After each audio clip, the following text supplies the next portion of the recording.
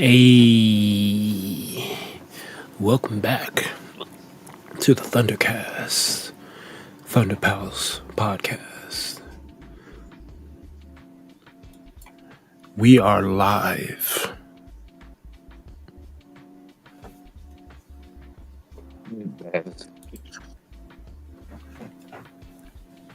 Nani? Just give it a sec for this thing to start. This shit right here. It ain't for the faint of heart. That's a fact. It ain't for ultimatum givers either. Hell no. Don't be simping mid. Don't be transatlantic simping. That's even worse. You ain't fucking meet the bitch. She didn't even touch your PP. I'm like, that's crazy, bro. Get it back. That's like the bare minimum. I think like the only person hard out here, I get it. I think the only person you could probably get away simping for is your wife, but by then it's like you're already committed. Firsthand, don't be simping for your wife. Oh damn! The worst thing. You can never. I'm sorry. Like you can never simp. So if you can't even do that, then there's no point. No, don't do it. There's no point. It's stupid. It's terrible. Never simp. We got a lot of simps out here, and it's unfortunate, but that's okay. Figure it out. We'll live that to figure it out. Okay? It is what it is. Fuck all that. Who the fuck is you? Who the fuck is you? What the fuck you talking about? Who the fuck is you? Who the fuck is you? We're here talking about simping and shit. I don't know who the fuck I am. You better fucking wait. I don't leave this shit. Start this shit off right. Fuck. Oh man. Just off that powdered snow. Fuck. Powdered flow? That powdered snow. That's it off, bro. On top of the roof of the car. I fuck with powder. I don't know about Jinx though. Powdered snow. Hey, Sprinkle as a child. Shut up. Man, personality wise, she's actually gives a fuck about shit. Jinx is like, yo, burn it all. Burn it all. What? You realize this shit's fucked up, so she's like, fuck it. Fuck you. Chilling with the Iceberg, aka Titanic's Panic, aka Ice Age Akiji. Here I am, rolling like an avalanche. Let's learn avalanche. It's like a table, though. It's weird. It is a table. I don't get it. I love them, but goddamn. They ask you what you bring to the table. I am the table. I am the table, bitch. Word. I hate every last one of those motherfuckers, bro. What do you bring to the table? Anyone asking that question doesn't have anything to bring to the table. Right. Oh, worst part. No, we flip the dynamic because you're not supposed to say that. Babylon is in fact the table, so it's funny. But don't do that. Don't don't entertain that bullshit. Don't take the table. Battle of the sexes bullshit. Bitch, I am the table. I'm gonna say the hive mind is real, and you know. Oh no, it's that. It's we could get into that, but let's not.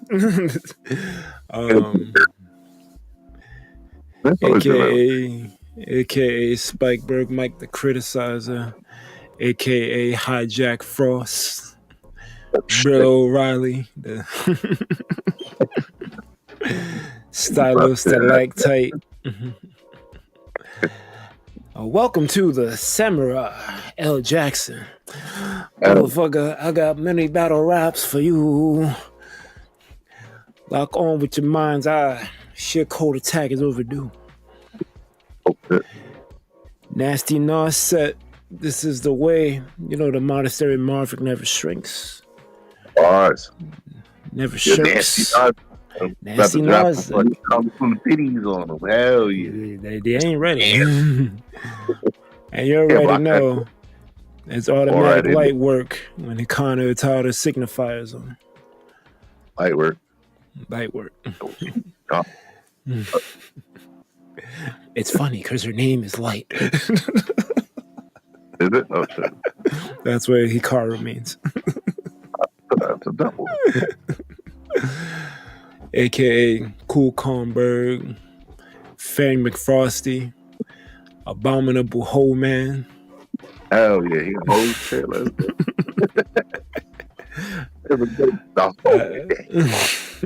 I had to bring back that Ludacris one. Absolutely. Yeah, he got mad, AKA that shit retarded. It's different. That one just made. That one was just on theme. Oh, dang. Hell yeah, absolutely. Because it's cuffing season, I put bitches on freeze. It's actually not cuffing season. It's actually like about to be summertime. But that's okay. Hopefully, you got your body right. Because that sun is going to make shit. Cuffing season's over. Shit. I got a new AK. The spring hit, you're going to start walking the fuck outside. It'll come back in like September's like cupcake season. But the outside is scary. Yeah, but you got to go with the seasons. Got to walk through eternity with your face towards the sun. Walk through eternity, the blind eternity. Hell yeah. I mean, shit. Actually a bar and actually accurate. What? That's the fuck happens every day. Every time you wake the fuck up. The fuck? That's you wiping that correct. You wiping space does up your eyes. Fuck. Hell yeah. AKA Vin Treasel. What? Cardboard Killer. Chainsaw Lisa. Cobweb Michaels. You don't know shit. You don't. Oh, where's my man?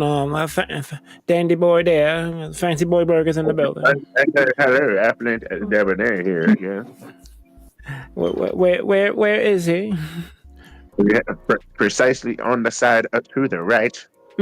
Unfortunately, we're missing for sneaking TV. That's our dude man right there. Fine gentleman. That is my dude man assured. Sure, well established. Yeah. For real. For real, assured. That's my dude man friend assured.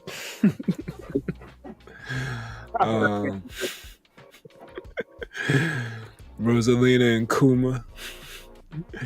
Shasta is a debuff. Oh God, the party got hit, yo. Yo. So the whole party fucking debuff. Whole party caught it. It was one bad. bottle, yo. The whole fucking The whole bottle. This shit it almost fucked up the day. You can't interrupt. Get the fuck out. You wait. Technically on time, so you can do all your AKs. Right. But goddamn. I'm officially late to the party. Nah, what up though, Jay? I don't know. AKA Absolute 0 Hour. Oh God. Gemini! Gemini, two of them wilding out. It was terrible. God damn. It's going to be like a chorus of ninjas. It's terrible. AKA Curious George Clinton. Oh, let's go. What's he curious about? He already knows he's wild. The fuck? I'm the king of the swingers, whoa, jungle VIP.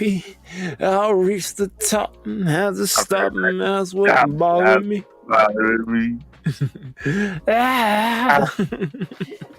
Get mad, baby. And that's how you pay the verse homage. You don't hold it hostage. I'm a native creative. You gotta know these things. Yeah. I'm a certified OV hoe hater. Oh yeah, fuck owls shit. I mean, I like owls. Owls are cool. I fuck with Noctowl. That is cool. Like, and he'll just make his shit worse. Like, the fuck off, bro. We owls are.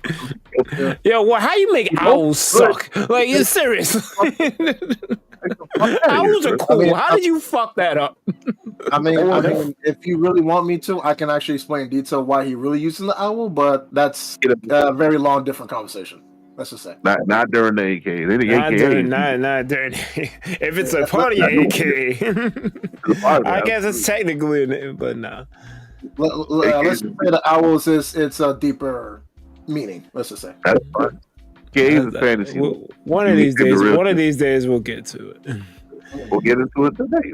Right. For right now, you got to make shit up. You got to say the owl is it's the fucking universe creation owl, and like all it does is eat pizza and like create galaxies. It's like the super celestial because he's on top. So you got to make shit up.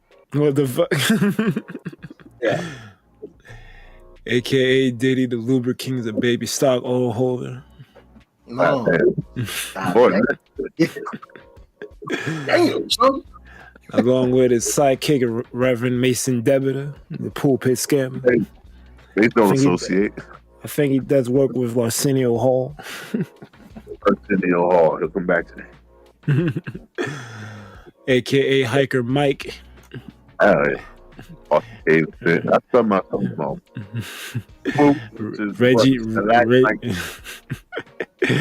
Reggie Isami. Wow. Bad tactics. Bad tactics. Wow. Metal Gear Solid. No, Metal Gear Solid is crazy. Liquid metal. Hell yeah. Liquid. Wait. Yeah, Reggie Ice, Reggie Fils-Aimé. That's crazy. Where are we at? Hold up. It's like a fucking ice. A Reggie Ice brick of Reggie Fils-Aimé. Oh, yo, that's a bar and a half. What the fuck? I had to. I'm like, Reggie has got to be the AKs, but what can I do? Oh, shit. He's already won. He's already won. Then you put, my body is ready. Like, all right. Craziness. My ice body is ready. Where you? Oh, wait a minute. Reggie Ice. Oh, shit. AKA Road Roller Rink Derby. AKA Haman Horfrost. Armor Mama Mike. Victor Von Freeze. Griff Disney. Calm Before the Possibility Storm. Hell yeah. Jonathan Joe Star Major Disaster. This came. Oh no. Oh no. You might want to look out.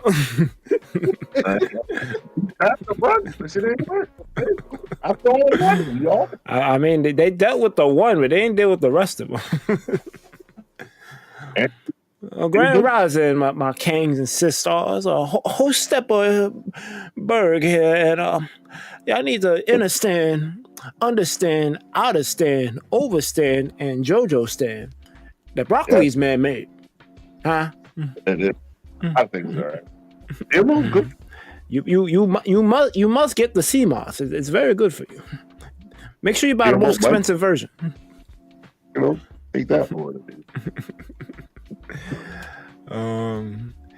AKA Cannabis Knuckles, AKA Red Form-Berg. Cannabis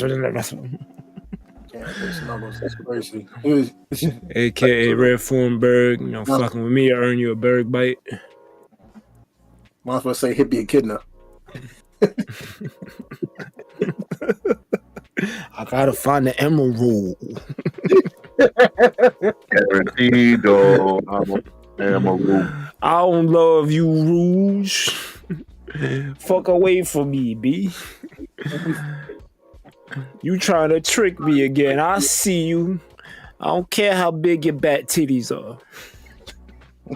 Oh yeah. And I'm looking. Ain't too messy. And I'm looking. What? You better not bend over. What? Fucking tackle me. You crazy? You gonna tackle me? I'm rougher than the rest of them. What the fuck you talking about? Been doing this by myself 10 toes the whole time. And I fucked Sonic up. I knocked the soup out of him. Word. Without the hyper? Dang. Without the hyper, just bung. Fuck you talking about?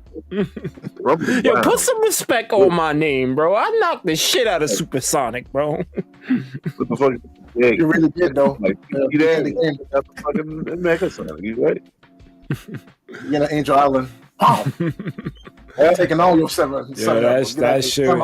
That might have been the most gangsters Metroid thing I've ever seen in my life. Yeah, he took all of them. He took all of them. All of them, though. They didn't even go hyper. He just took them, laughed, and dipped. Then he pulled up like 10 minutes later and sent you like underground and some shit. Yep. He kept flirting you and he kept trolling you at every fucking moment.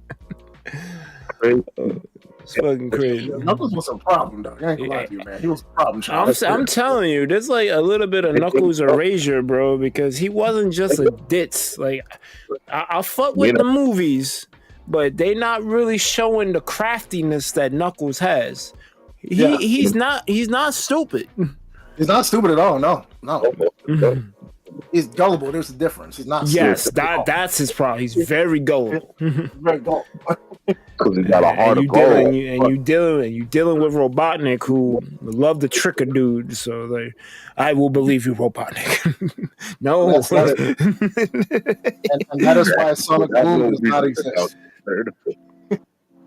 You don't look evil. You don't look evil. That mustache is fine. He's a fine gentleman. All right. Let me finish so you can get more. AKA DMX is my spirit animal. It goes rah rah like a dungeon panther. And Deckmaster like the GQ. We say a desert panther. The fuck, man? I like Dungeon Panther. Right? Leave it alone. Crazy shit. I like how it flows. I try to put other things in. It flows. Where the fuck is it going? If you ride this shit, what? That's Buster Rhymes. He said Dungeon Dragon. That's where it came from. And go, rah, rah, like a Dungeon Dragon. All right, well, where the dragon going? It's fucking Cave Dragon. Dungeon Dragon. The fuck be in there? The fuck ain't no Bantha in there. Well, I gotta put like a bantha in somewhere. That shit is funny. You running in the fucking desert. Wasn't in the dungeon. All right, like a desert bantha. Is that better? Much better. Okay, then there you go. It goes rah rah like a desert bantha. Like so much, but way cleaner. Crazy. He's like, yo, I got this golden phoenix, but it's only staying in the cave. Why is it in the cave? What? Where's it go? It's go ahead, D. All right, D. It's Kapt, the party people know what the place to be, and you know what it is. Therefore, whatever it is that you like, I'm don't waste my fucking time, aka the money. Keep you, I give you a sharp smile from ear to ear. I keep it $1.50. That's how I know you fuck with me. Yes. AKA Merciful Submersible. AKA the fine-tuned Dragoon. Yo, man, bro. That guy right there. Mind kind of danger. Heart so fly, boy, Rayquaza. AKA Shadow Loop, bro. AKA Tiger Uppercut. Tupac got Shine Down. Jet Black Bolt, the moon's darkest night, aka Ernie paid off, aka Larsenio Hall with the ill-gotten gain. My pension. Do that shit, and I'm a billionaire, so I don't need it, but I'm gonna take it anyway. You Scarelli ass motherfucker. Buy the fucking eggs. Give me that shit, aka Bob Merchant, bro. You know what it is, aka. I don't know if I got to throw it out. Yeah, we gotta pick it up. That whole hype about that shit fucking wait for that. So that shit weak as fuck. That shit mad late. But I'm still the fucking Brazen Claw, bro, because I'm doing this shit different. All right, this shit's cool. I'll go that way. Actually, I don't think JK likes that shit anymore. What the fuck? This is mad wash, bro. This shit black as hell. You know, mad. Like yo, I'm tired of this. Y'all got it. Right on the shit. She like changed her name and it didn't work, and she put her name back on it. Change her name. That sucks. I'm gonna go on a rebrand. I'm gonna change my name. Nope, we know it's you, bitch. Oh, actually, it was me all the time. I'm gonna take it back. Fuck out of here. Whack ass shit. Anyway, aka motherfucker is Ray Dow Jones, bro. The fucking stocks is going crazy. I'm just dropping. This is going up. Those is going crazy. Listen, I don't even fucking know what's happening. Better invest today. Invest today. Invest today is crazy. Yeah, I'm telling you. All this interest going up, man. All right, keep fingering around this game now. Motherfucker need to bear down. Help the bear. No pants, man. Stop fucking being an armchair activist with this shit. I get the fuck outside. Armchair activist. That's all I hear. Oh shit. Armchair activist. Get dirty. All right. Fucking 75 years old. I'm still doing shit. Come on. Yo. Push us. Yo, armchair activist is crazy work, bro. And that should be happening too. Give me the one. Fuck out of here. Okay. Fucking flat earth shit. Like, fuck all of those guys. Hey, you ain't doing shit. AKA, bro, Poppy Cindy. He's like, hey, yo, you Dominican? Nah, bro, I'm just the fake Hispanic at the disco. AKA, fake DJ. Hispanic. God damn it. I'm still recovering from the flat earth.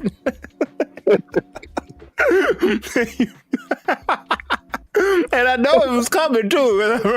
Last time. It still hits. Slow. Go ahead.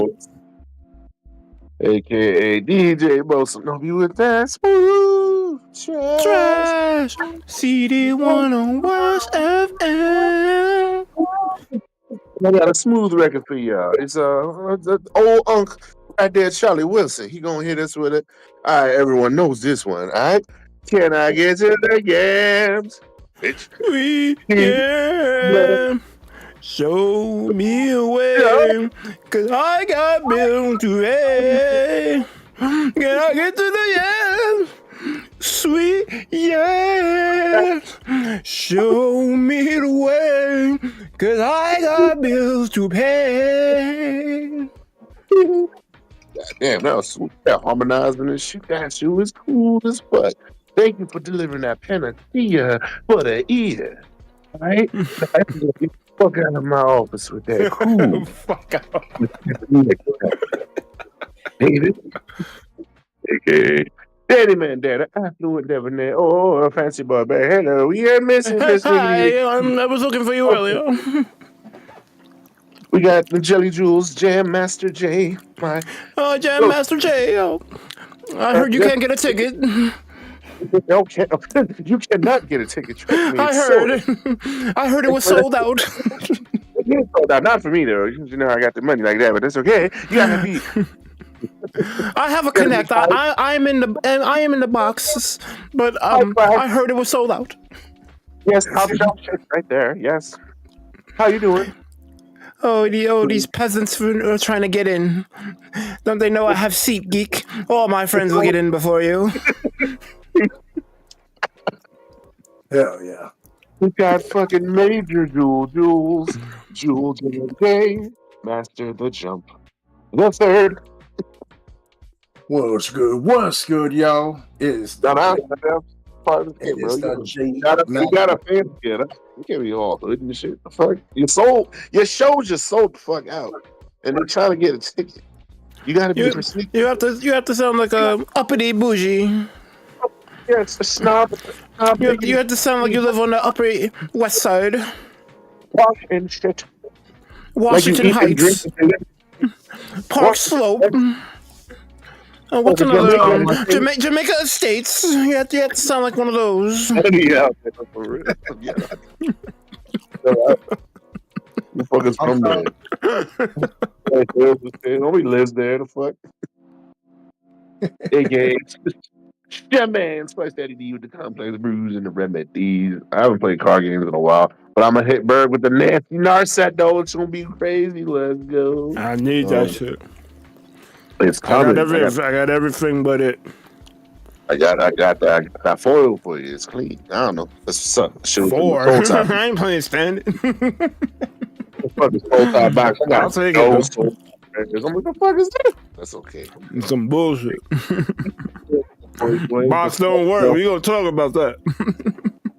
This was a fucking golden experience. Shit, alright, bro. I was walking, like this fucking kid pulled out a fucking toy plane. He was like, "Yo, this is my Aerosmith." I'm like, "Damn, bro." Steven Tyler went to jail because he like married a fucking 16-year-old. I'm like, "Bro, that's crazy work." I'm like, "Yeah." So yo, what's her name? Lisa? Yeah, Lisa, bro. Maybe that's what I'm saying. That shit was crazy for real. He was up like pick her up in his cars, and I'm like, bro, you can't be doing that. It's just crazy. That sound like a culture jam. You gotta chill though. That shit was crazy, bro. I'm like, bro, that shit notorious. You can't be doing that shit. I can't be notorious B.I.G. out here. You can't be picking up little girls. You should always be going for some kind of spice girls. That's what I'm trying to tell you, bro. Yeah, bro. Yeah. Sugar, spice, and everything nice. Especially that sporty and that posh. Ooh.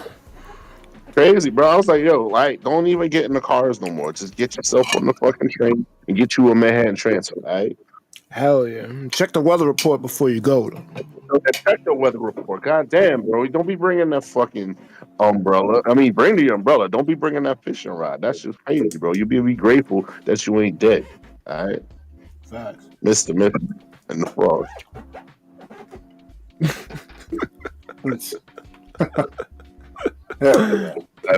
There's so many levels to that shit. Goddamn. Yeah, that shit retarded.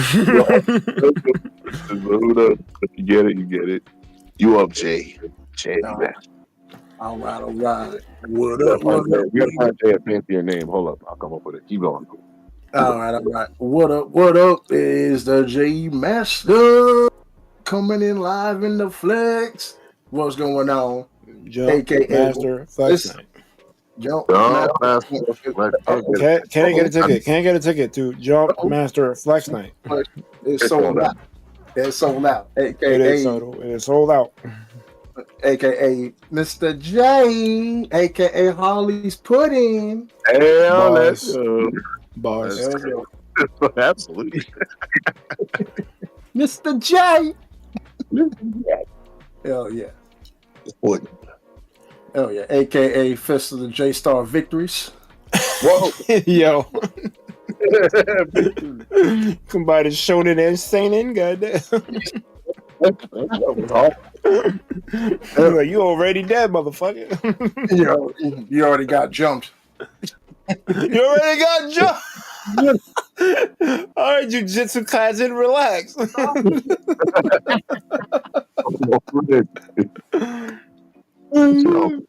Like a star. Ain't no ones, we jump dudes.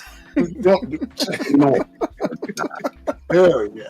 Well, we believe in over force. AKA Arceus Dragon God Duelist. Okay. Oh, you got the dog. Hell yeah. Ultimate God Destruction at the finest. He got Rakdos. That's crazy. He got fucking Rakdos Arceus. I'm like, yo, hold up. Wait a minute. He does have Rakdos. God damn. You know he got Rakdos. Fucking Rakdos Circus. Get out of here. Rakdos God. Hold up. Holy Rakdos. Oh, no.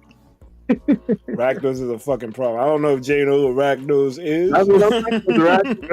Rakdos is what it's like. It's red and black. He-Ran basically is Rakdos. So. Oh, yeah. Oh, yeah. I know that one. Yeah. That is Rakdos. So he's Rakdos. Rakdos Arceus, yo. Hold up. Oh, snap. Okay. That's what that's on the list. Rakdos are circus. Oh, damn. Damn. You're welcome. Shit. Oh, that's fine. There you go. Fucking rack nose shit. Ragnos Circus. Arc. Ragnos Arcus.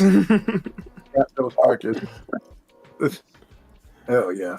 Jesus That's Christ. it. All right. AKA Jumpman 23 Rings in the Paint. Oh shit. Okay. That's Swish. Swishing them Does balls he have off in here. 23? Goddamn. right. He really got 6 rings, but I'm saying 23 rings in the paint. Yo, if he had 23 though, that'd be crazy. That'd be crazy. He'll pass Will Timberlane for real. I was like, I'm wearing how much I won. Fuck you. Oh yeah. AKA who shot J.R. Wing Furry? What? Who shot J.R. Wing Furry? J.R. Wing? Why is he a furry? What? Wait, hold on. Wait a minute. I want to put the my guideline. Switch it up. I told father how to do that. Your father helped me like that, dude.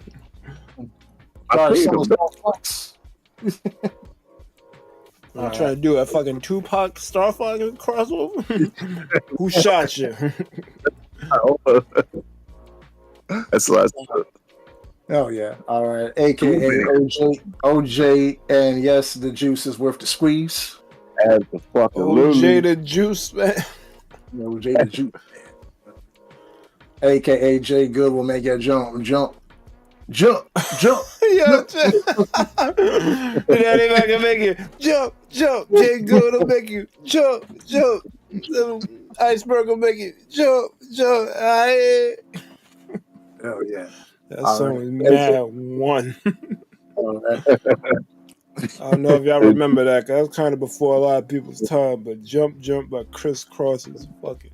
I was at a bar for Jay. That's a fucking throwback and a half. He win the crates for that one. All right. AKA Mega Jump Man with the blasters on the hip. Oh, that's a lot. He got a red hat and a cola. What power ups you need at that point? Shit. You got the gold mushroom and the gold buster cannon. Hold up. Yeah, hold up. It's a wrap. Touch you and get your powers. The max power right there. The fuck. You shooting the fucking gold mushrooms instead of lemons. That's crazy.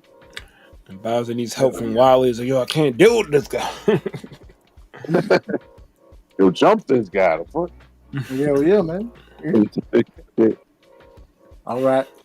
AKA Jerry Togard. Motherfucker got the steel toes. It's crazy. Yeah. With the power geyser. Power wave. Shoot. Tackle with the steel toes. That's ridiculous. There's a fucking video from Kajeto Kun.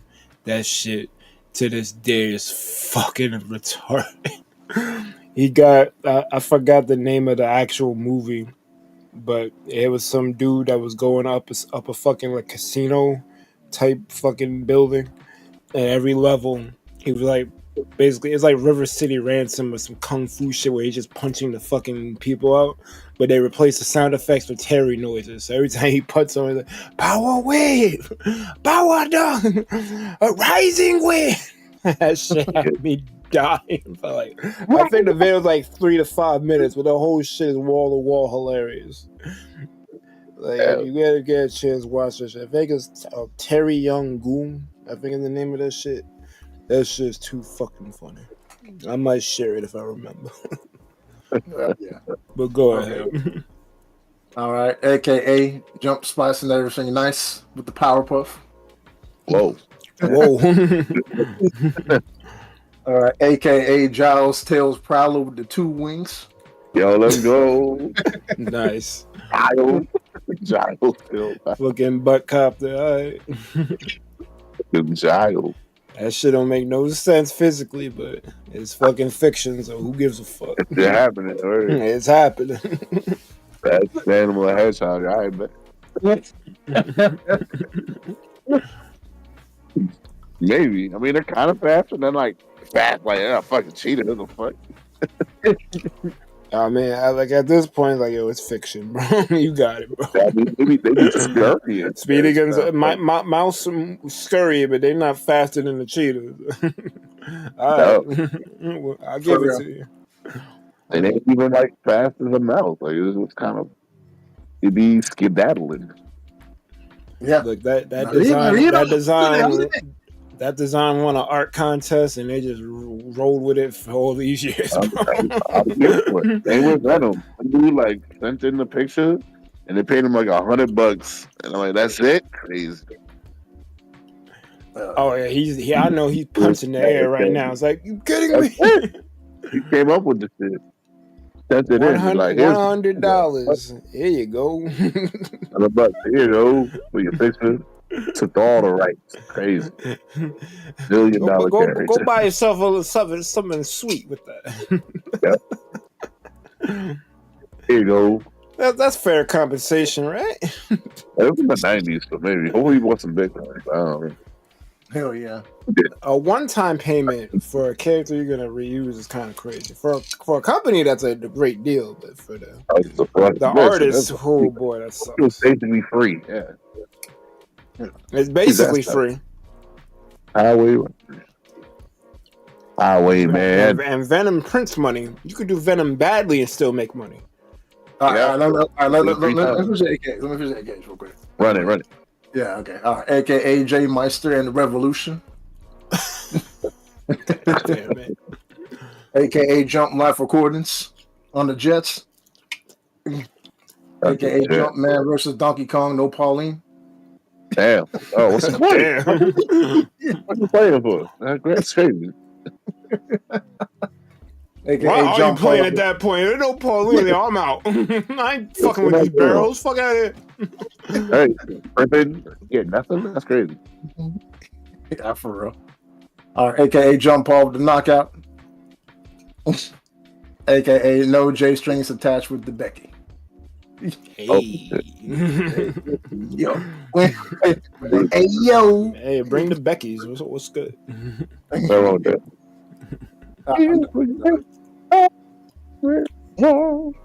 like fine China myself. Hell yeah. All right, I'm done. Hell yeah. Solid. Yeah. What's the first topic? All right, so we got a couple topics. I wanted to go over our top 5 Sonic songs. They don't have to be in any order, and they could obviously change, but just 5 iconic songs from Sonic. Okay. I wanted D to talk about his non-working Soul Tie pack from Tarkir and just how he feels about the set in general. I got you. It'll be a quick thing, hopefully. No, Tarkir is fucking great. Okay. I would honestly at this point put Tarkir above Alara and Innistrad at this point, but we'll see how it plays. That's praise. I know it's crazy. I'm very impressed. Because that's the shit that made us quit. Listen, they fucking realized and fucking course corrected immediately. I'm like, let's go. That's great. That's like a fucking Cat Williams come back. Like, hold on, motherfucker back and killing it. Hold on. Start the year off strong. Well, Cat Williams never really left. They tried to just mute him. I mean, he disappeared for a while, but then he came back. He can't be muted. Strong. Yeah, that's true. He came back. He was the talk of the year. The fuck. The thing is, though, he's always been spitting. It's just no one wanted to take him seriously. That interview skyrocketed. Not only did it skyrocket fucking Shannon Sharp, but it put. Oh no! I'm not trying to undersell it. I'm just saying, he's been on that same timing. There's very few comedians that are on that timing. The only other 2 I can think of is Eddie Griffin and Dave Chappelle. They've been talking their shit and don't give a fuck about the repercussions. It's about the relevancy, That's yeah. Eddie Griffin or Eddie Murphy? Eddie Griffin. Yes. Right? But again, more Griffin though, because Murphy Yeah. wanted to keep the lights on, so he didn't do too much to rock the boat. But Eddie Griffin really don't give a fuck. You think Cat Williams don't give a fuck? Eddie Griffin's way worse. But again, like Dee said, relevancy. Eddie Griffin hasn't been relevant in years. Right. Like 15 years. Like, so, But, yeah. But yeah. that's the attention economy, so it's not. The other two topics, there was a Mario Kart World Direct. We'll briefly go over what I don't really... I'll be honest with you. We could sum it up with that Direct could have been an email. That stuff should have been in the main Direct. But I get it. I got a whole lot of cons and pros. Correct. Oh my god, I can't wait to unload. We'll talk about it. But I don't. And then the last topic is the Daredevil penultimate and season finale. Oh boy. That shit. Oh boy.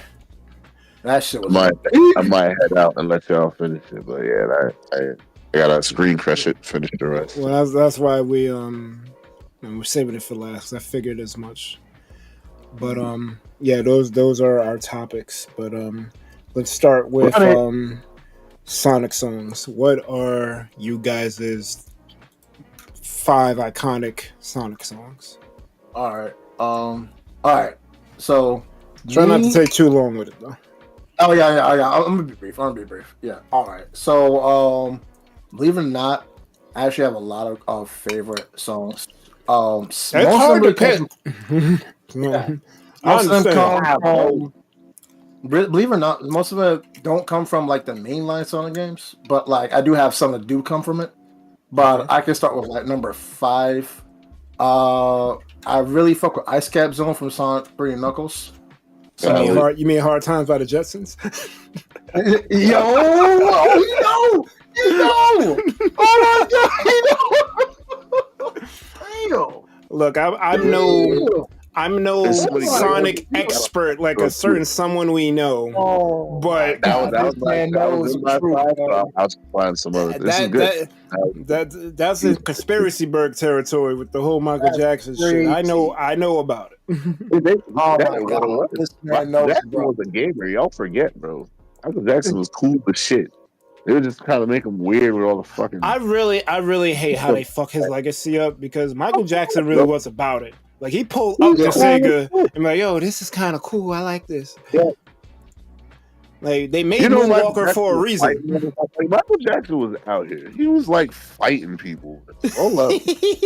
Yeah. And his voice, like that is a skating voice. His real voice is deep. Like yo. Oh yeah. He did that to preserve his voice. That's why he talked like that. He's a fucking. Don't know that. That guy's great. This fucking goon. Yeah. He's just fighting motherfuckers. Listen, if he survived fucking what's his name, his fucking father, yeah, know this motherfucker to fight. The fuck? Joe Jackson. Yeah. Joe Jackson. Yeah. He fucking survived Joe Jackson. The fuck? And he was beating him daily. The fuck? Think he can't. It was funny. That's a rare. It's not that rare, but it's like a moment where you see Michael Jackson like mean mug somebody. It was the "We Are the World" song, and these motherfuckers was not hitting those notes, and Michael Jackson heard that shit, and he like did a quick turn on, like, what? The fuck going on here? And he's just mean mugging them, and they thinking they killing that shit, and he just fucking looking disapproval. Shit's so fucking funny. You can see his flaming eyes through his sunglasses. That's how bad it was. Like Michael Jackson's a problem. I heard about that too, man. Yeah, I heard he's like the Avatar. Like, let's keep it old. He's fucking broken. Yo, he single-handedly saved the Super Bowl halftime show because they were losing bread. No one wanted to watch that shit, and then he came and killed the shit and paved the way for everyone who came afterward. Mm-hmm. Hell yeah, God's problem. But yes, Ice Cap Zone. I'll give you that one. I can take that off my list. Oh yeah. Ice Cap. It's like a very smooth, but like somewhat fast paced type of vibe to it, and I like it. I like that, especially from Act 1, where you're Sonic is snowboarding down the slope, and like finally going to the ice cave. Like it's just, yeah, it's so cool. Yeah, Act 1 was better than Act 2. Like Act 2, they try to like remove instruments to make it seem more, I guess, folky or tribal, but it didn't work for me. Yeah. All right, number 4 gotta be Press Garden Zone from Sonic Mania. Which one? Act 1. Okay. Yeah, Act 1. I like it. That's true. Yeah, it has like more of like Oriental Japanese type of melody to it. Mm-hmm. Yeah, so I'm really fucking with it. I also like the level design. It's also pretty cool. Yeah. Let's see which one I really like. I think this is another one from. I have like another one. It doesn't have to be. It doesn't have to be the classics or the specific era. Whatever. If it's Sonic, it qualifies. Fucking adventure. Yeah. Yeah. Oh yeah. I'm getting to that. I'm getting to that. Believe it or not, I actually like the beginning theme of Sonic R. Yeah, Supersonic Racing. Yeah, it was completely different. Yeah, it's a classic. Yeah. I wish the game was more of a classic, but I guess that's a conversation later. But it's good shit. Yeah, they definitely killed it with the music. That's one thing that I always give credit for Sonic Team and Sega for. Like they always killed the music, no matter if the game is great or absolute dog shit. Yeah. Mm-hmm. So, I would say probably number 2 will be Live and Learn. Oh no. Okay. Yeah. Iconic. I mean, I don't like it, but I know it's not iconic. So it's iconic. I'm not on my list, but yeah, I'm here for it. Definitely not. I don't even like it now, and I would say number 1, like it was kind of a mixed bag with a lot of great Sonic iconic songs. I was thinking about Rusty Ruin Zone from Sonic 3D Blast. I was thinking about Lava Reef Zone from Sonic 3 and Knuckles. But I gotta give it to my main man, the OG Sega rapper Knuckles the Echidna, with Pumpkin. The Pumpkin Hill. Yeah. Pumpkin Hill rap sealed the deal for me. I did not know that this Echidna could freaking rap. He fucking killed that shit. He be rapping in his head. It's crazy. Cause like in the fucking voice in his head. Graveyard goes try to approach me. He got Larry. Yeah, for real. Pumpkin Hill will go down as the greatest Sonic song of all time. No questions asked for that one. Like I could have chosen a whole bunch more favorites, but like the Knuckles rap, that's one thing I would take away from the Dreamcast era. That's when Sonic was like absolute peak. Like especially music. Unapologetic. It was great. Yeah, it was so good, man. It was so good. I was thinking about, I guess like a close second will be like the Eggman theme song. Oh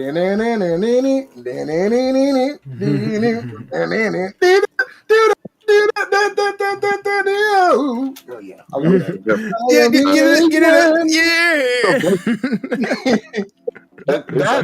That song is a close number 1. I like the idea. He was technically the protagonist in the dark side, even though everyone likes and loves Shadow. Like he was technically the protagonist. He had more stages, so he was a protagonist in Dark Side story and Adventure 2.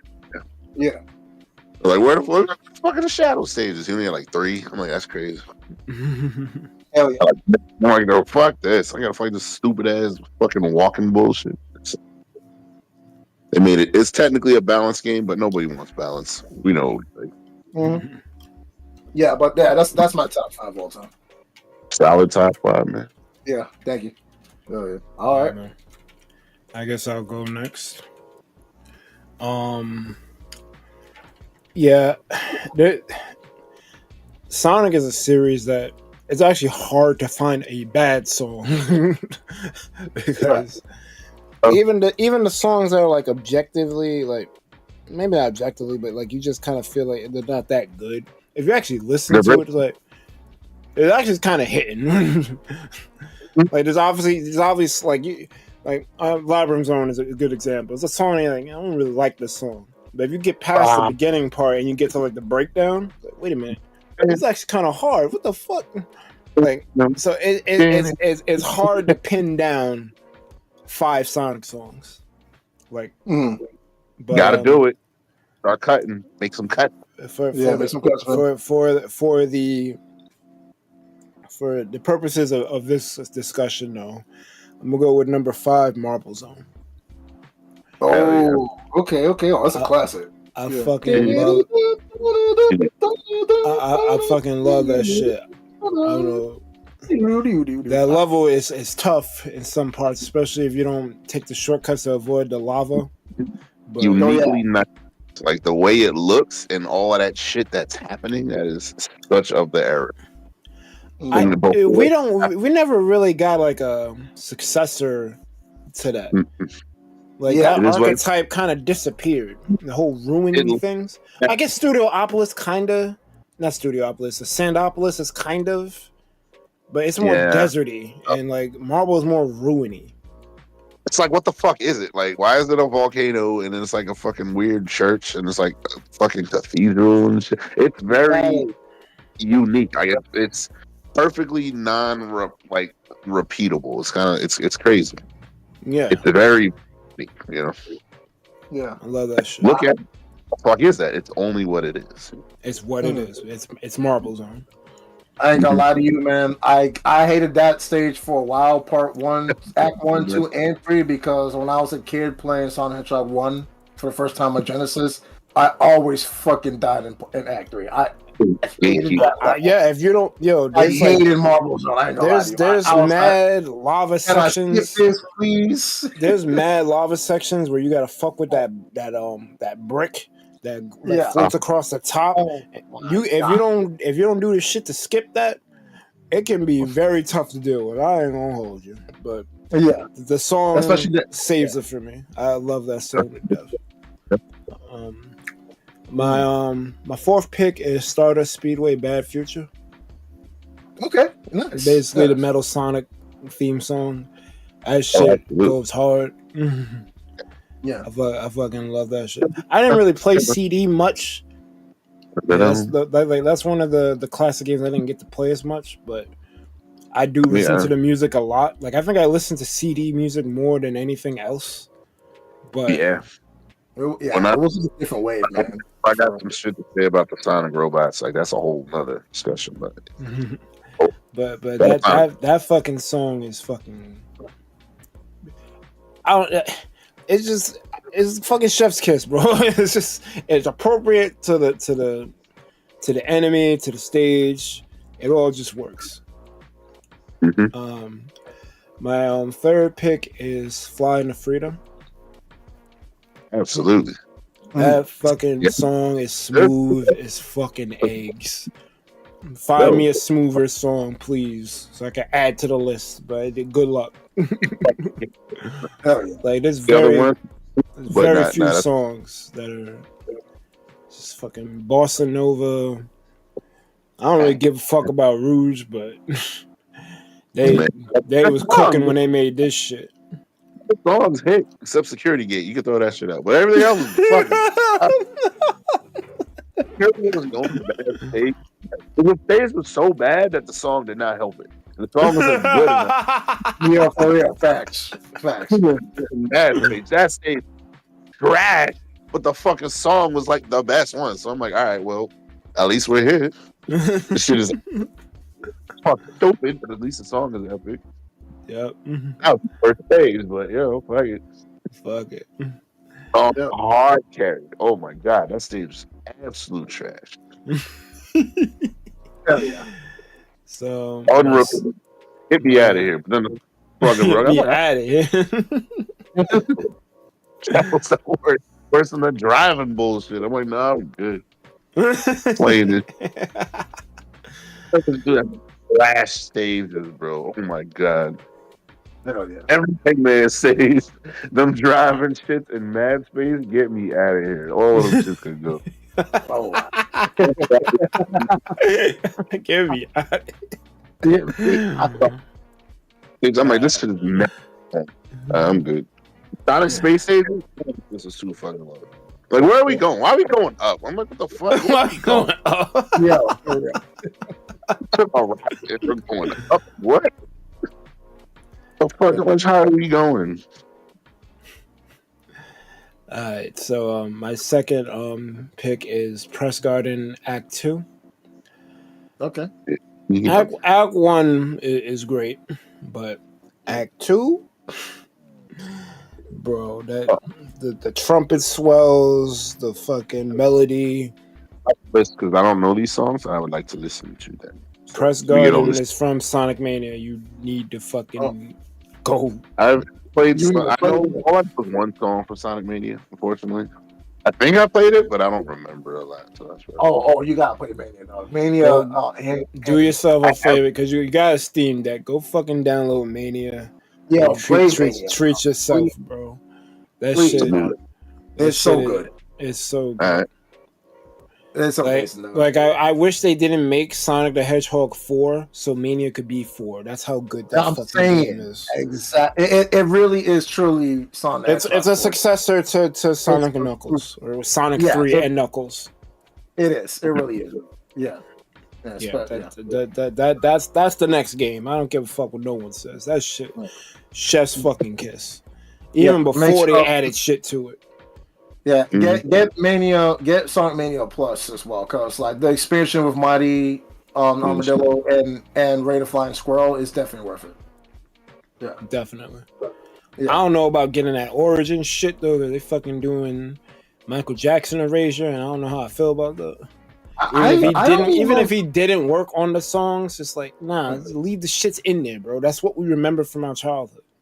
I also don't like Origins because the fact, we still have not gotten like a re-release of Knuckles Chaotix. Like, just throw that game in there, bro.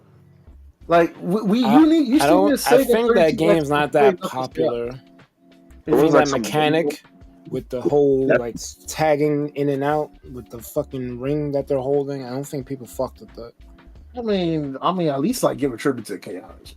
Shoot, I mean, it is part of the origin story. They need to put them. They need to put them in a game. Like, yeah, that's true. If Ray and Mighty can get into a game, then those motherfuckers need a game. So if you're not gonna release Chaotix, make a new game and put them in. Like, it's not that hard. It's not that hard. It's not that hard. But my last pick is Chemical Plant Zone, but the modern version they used in Sonic Generations. The original is a classic. No notes, but they somehow transpose it into a modern version, and it goes harder than the original. I don't understand. It sounds so fucking pleasing to the ears. It's like if the shit would have came out today, like if they made Sonic 2 today, that would be the song they would use, and it works so well. It like no MIDI shit, like actual instruments. This is how you would play Chemical Plant, and it works so well. Like it's my number one. Like I love the Chemical Plant period as a stage. It's just you do no wrong with me. That's probably the best second stage in video game history. Like it's the correct amount of difficulty. Like it's not a walkthrough like Emerald Hill or Green Hill, but it's not balls to the wall hard. There are sections that can kill you if you ain't careful. It's a natural progression of the difficulty. Very few second stages do it as well as Chemical Plant. Yeah, one thing I just don't like about it, I hate the fact that they're on like when you walk on the slopes, when you're trying to go to the background slopes in that stage, that kind of got me a little tilted. It's a little janky. I'll give you that. There's two janky things. That's the first janky thing. The other janky thing is those blocks that can crush you if you're under them when they do their spinning thing. But that was in Sonic 1, so you kind of have to expect that there's going to be crush deaths like that. So I'm not really mad about that one, but the the background, foreground elements that is whack. I wish they would have worked on that a little bit more. But I mean, like, I want to go.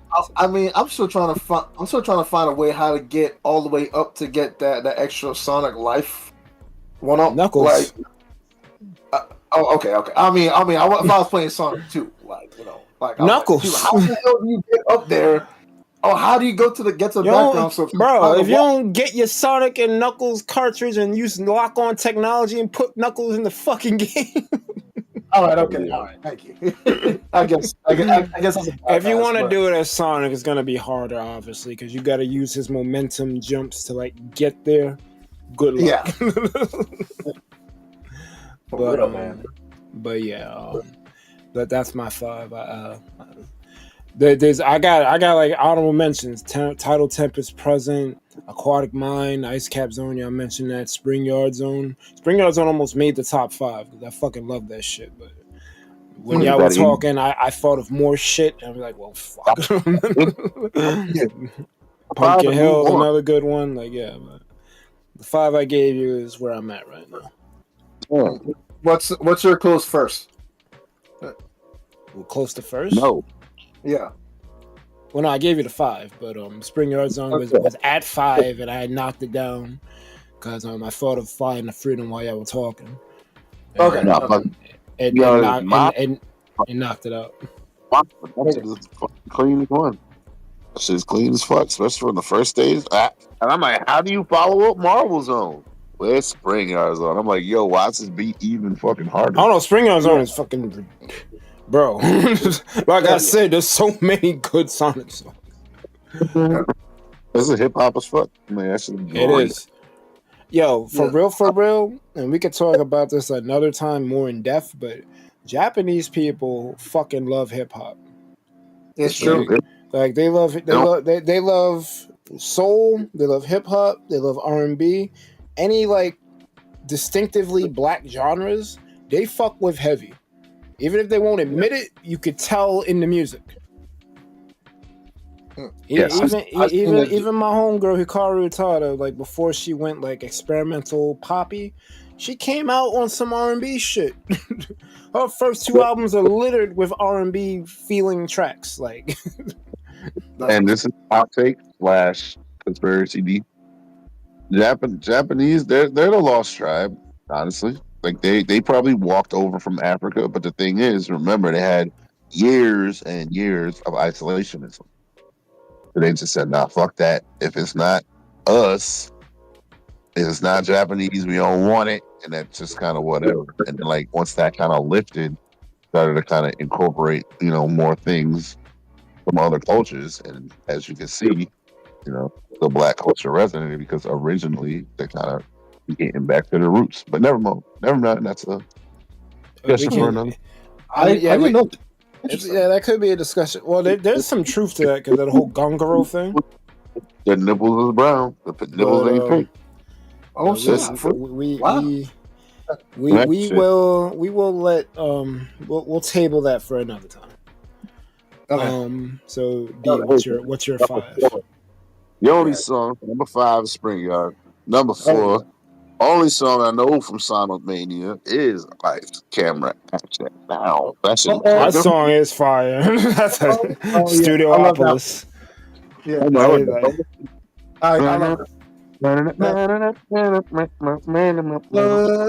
Yeah, that song is fire.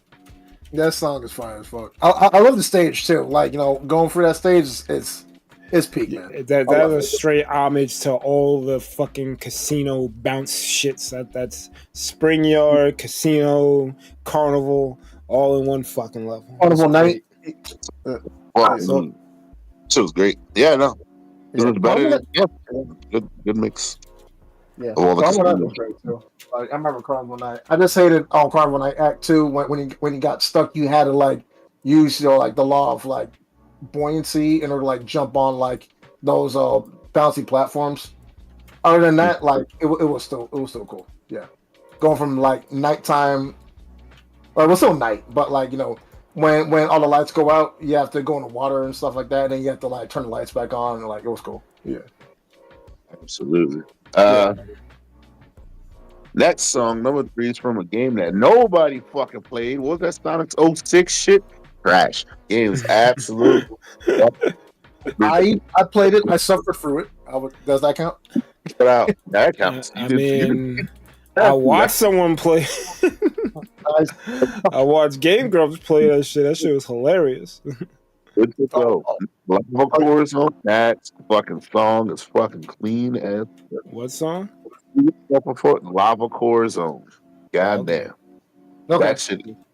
That beyond, like, it makes no fucking sense. I'm like, why is this one? It's got one of the best fucking guitars. So it's like actual instruments and shit. Crazy.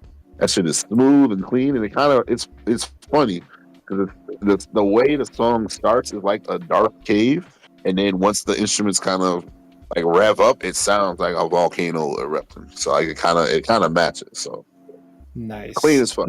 One of the best songs in one of the worst games. Clean as fuck. Look it up. Lava Core Zone. Number 2. Fucking egg. Let's give it up for Rhy'zrd because she had no bad song except fucking security guard. They ain't even security game. But the rest of the shit, yo, egg quarters. I'm like, yo, this song jazzy as fuck. I'm just like, yo, I'm like, I gotta listen to this, and that's what happened. I was like playing the game, and I was just kind of just sitting there, like, you know what? I kind of don't even need to end this level. The rest of the shit is cool as fuck. It's like some weird kind of classic jazz, but like a big band, but not really. It's a lot going on. It's like very fucking clean. Like most of fucking Rhy'zrd songs, which is clean as fuck. Number 1, and this is fucking detail, which is cool because all of my picks are from different Sonic songs. But the thing that kind of doesn't get enough play and respect, and like I kind of realized it when I was like just kind of thinking about life and shit. E102, that story is clean as fuck. It really resonates if you are a younger sibling in any way, especially if you're like the younger brother, the number 2. If you're the second son, that shit kind of hits. Because the whole fucking arc is about, just being born, not knowing what to fucking do, your creator or whatever. It's just has a plan for you, but you're doing your own thing. Fuck it. You got to make yourself mark in the world, but then you're always under the shadow of the oldest sibling. So, like, you try to be like them, you try to bond with them, you try to impress them, and try to, live up to the expectations. And the oldest sibling, it's E101, E102. So, like, his whole story arc is like, you fight E101, you beat him, then he just goes back in for a repair. So he's just constantly, because he's the number 1. So he's supposed to be the best. So he keeps getting modifications. You don't get modifications. You're kind of good as is, which is kind of like a metaphor as well. So like he's constantly like getting upgrades and shit like that. So crazy. The last battle, you versus E101 is like on a defunct fucking egg carrier. The ship already crashed. The game is over. The ship already crashed because Sonic fucking won. He saved the day, blah, blah, blah.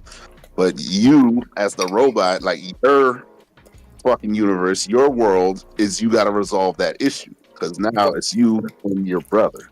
Because like his whole mission was to free his brothers. So like this E10, it's the E series, so it's like 1 through 5. So like you kind of go in reverse. So like E105, you beat him, you release him because like they're all captured animals or whatever. So he figured in the middle of his like whatever, go kill Sonic shit. He figures out in between that like what is my purpose, blah, blah, blah. And then it's like, oh, shit, we're all animals trapped inside. So it's like he wants to go and free his siblings. So he goes to the stages, he fights his, siblings. And, like, once he defeats them, the animal gets released or whatever.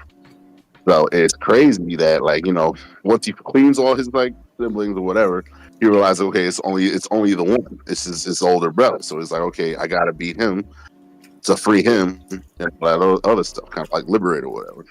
So like you fighting him, it's like this crazy fucking super shit. That shit is fucking hype, and it's also because like his theme, it's a play on his theme. So it's like his theme is undertone and overlapping through the battle theme. So like that's kind of crazy that it's like the 2 themes like rivaling together, and that kind of makes its own theme. But then once you beat him, you free him, then he's like, all right, good, I get to walk off, mission complete, blah, blah, blah. But then he has like flashbacks that he looks inside. He's like, oh shit, there's a bird inside of me. So he self-destruct. I was like, yo. And then the two birds like, yo, clean as fuck.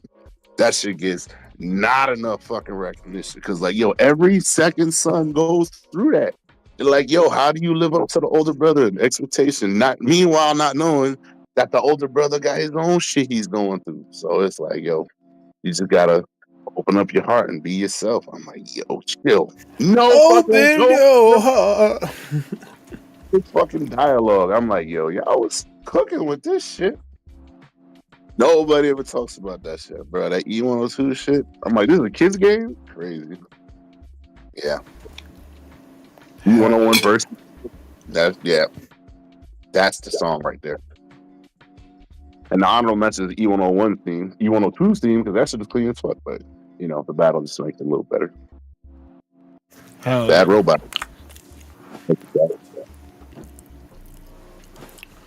Alright. So we went through our picks. I think we can sufficiently move on to the next topic. Next subject. Tarkir Dragonstorm. We're snacking on big dinner. I hear it.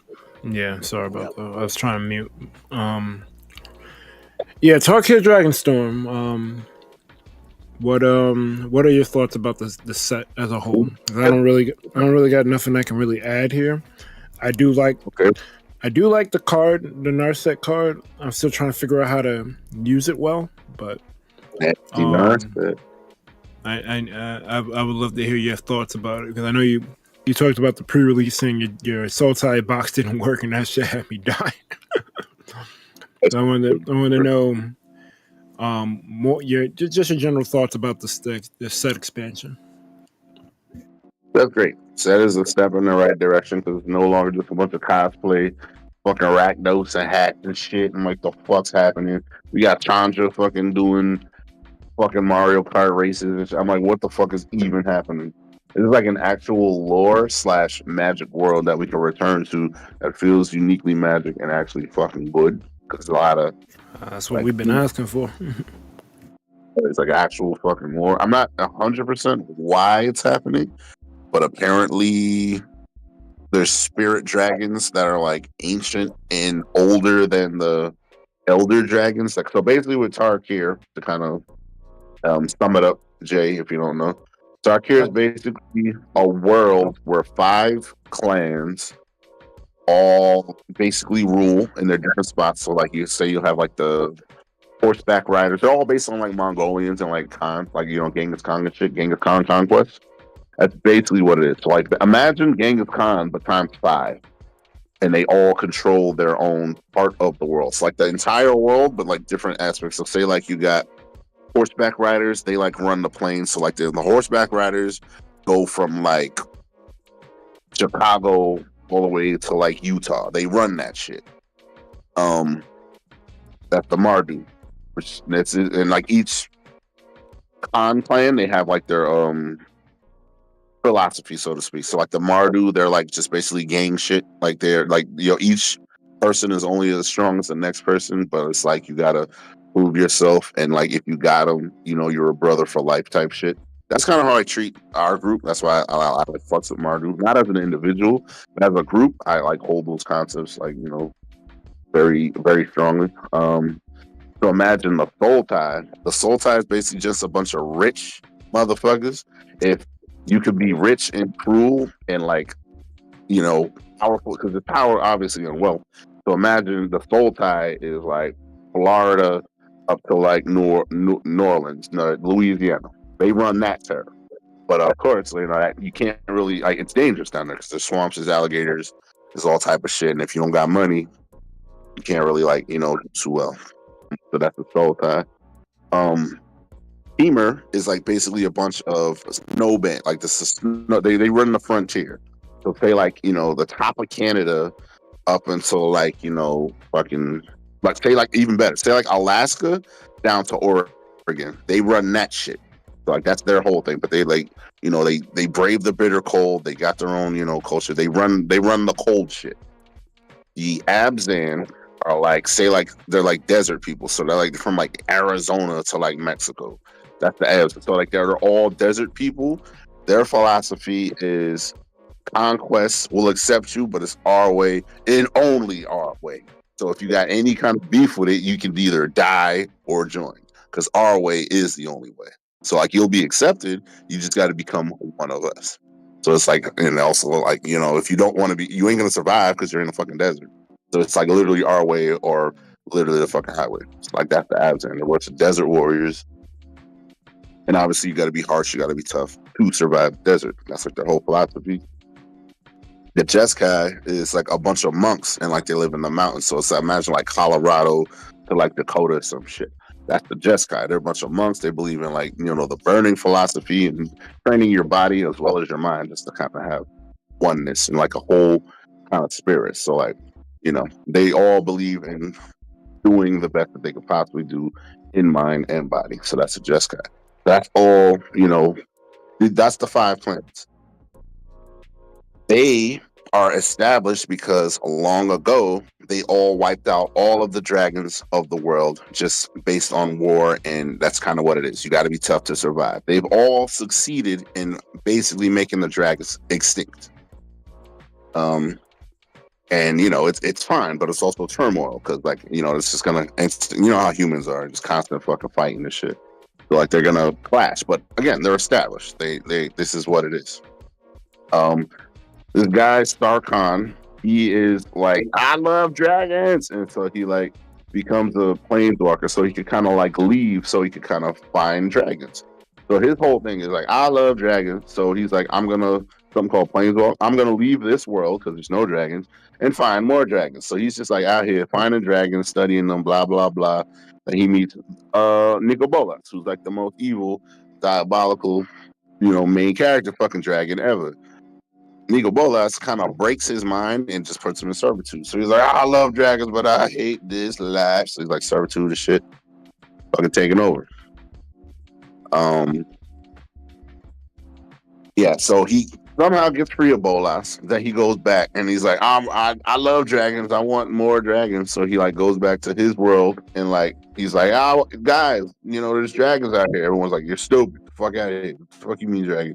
And he's like, watch me. I'll bring dragons. So he like does some shit. He talks. So Nicol Bolas in the past, his twin brother is another dragon. It's like a dragon just as strong as him, but he killed him. But like his spirit kind of lives on and like talks to him. So like that's kind of what's in his mind. So like he's like physically being tormented by Nicol Bolas, but Ugin is talking to him spiritually. So like that's like it's like a dragon in his mind and a dragon that's physically like, you know, dominating him and shit. So like he's like, all right, I'm gonna listen to Ugin. I need to go back in time and make the fight between, you know, Ugin and Nicol Bolas go a different way. Because if that happens, then we'll have dragons. Yeah. So I'm like, all right, whatever. So he goes back in time somehow. I guess with Ugin magic, whatever. So he goes back in time and he flips the script. And like he basically changes it so that the dragons, so Ugin lives and then the dragons are on top. So now we get to the current day. Dragons are every fucking where. So like whatever happened, like the big war that kind of exterminated all the dragons, now they're on top. So he kind of like changed the timeline. So like the cons and all that stuff, like whatever was established, you know, the balance and the cons running shit, no longer. Now all non-dragons servitude because you can't fucking beat a dragon.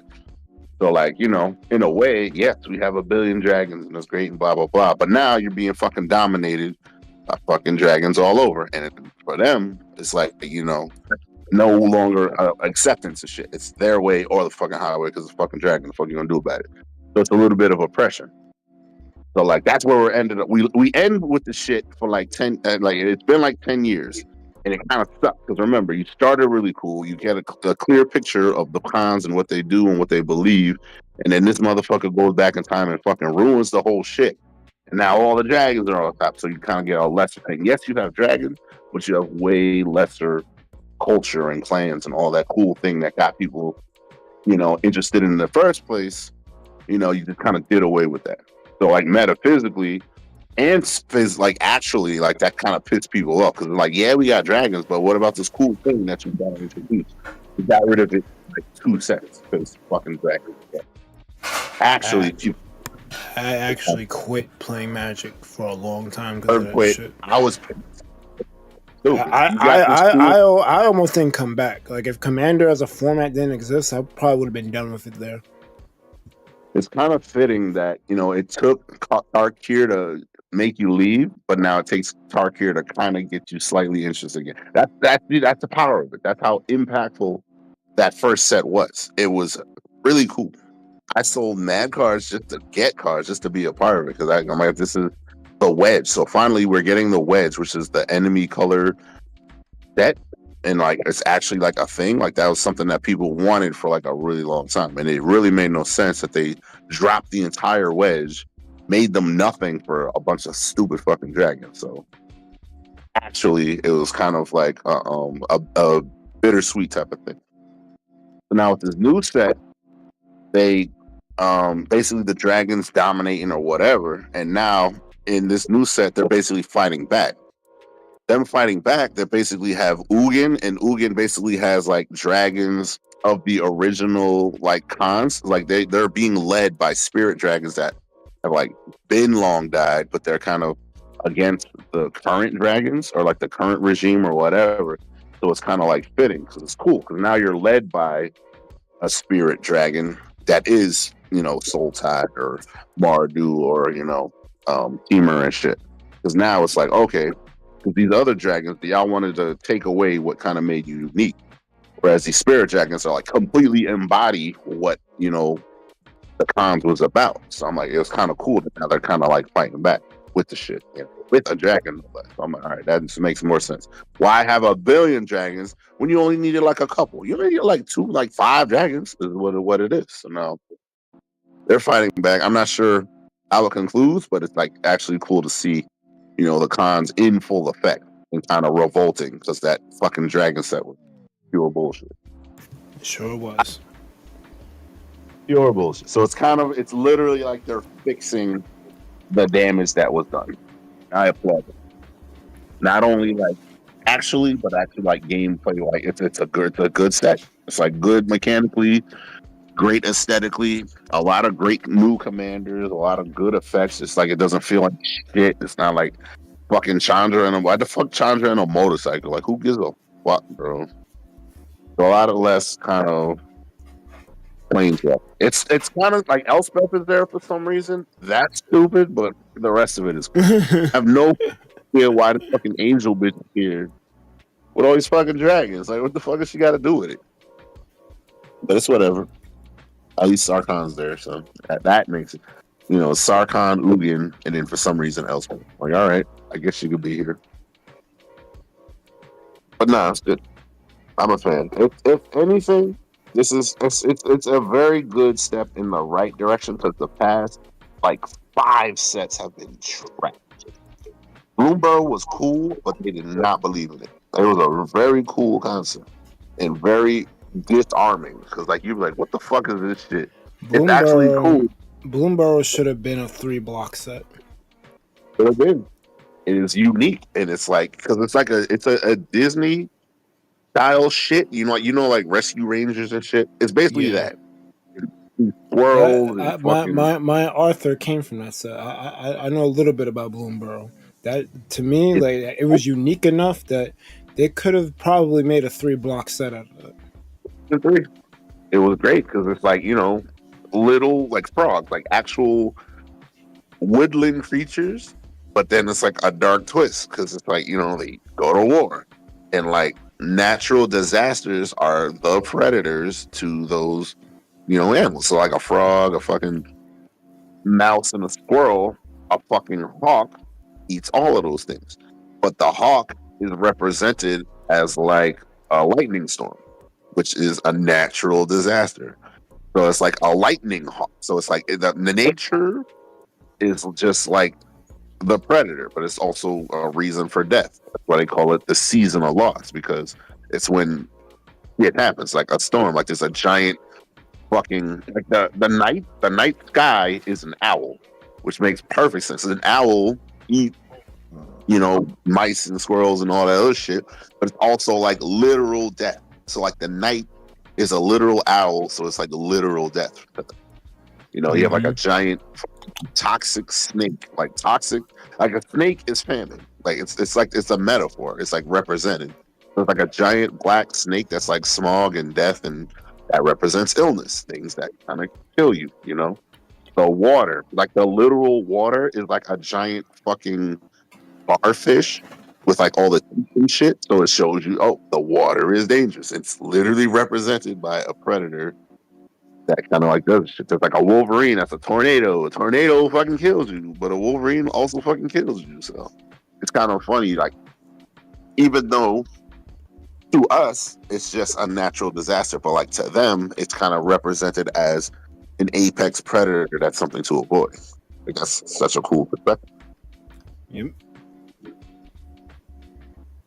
Totally agree. Well, I'm glad to hear that Tarkir is a step in the right direction. Tarkir is great.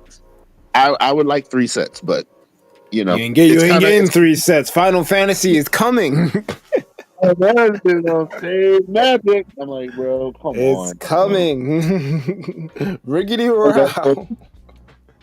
And then whatever the fuck after is gonna be useless. So that's the issue. Like, Tarkir is great, but it's gonna end up being the same problem I have with Kamigawa. It's like, yeah, you came back, cool. This futuristic cyberpunk Blade Runner shit looks cool, but you're not gonna stay there. So I don't feel like I lived in the plane. Like, you already moved on to New Capana, and that really, like, that kind of made me stop playing again, because I'm like, I don't like this. When we're in back when it was 3 blocks, a 3 set block, you actually felt like you was like within the plane, because like you got 1 set of cards that introduced it, then you got a 2nd set of cards that developed it.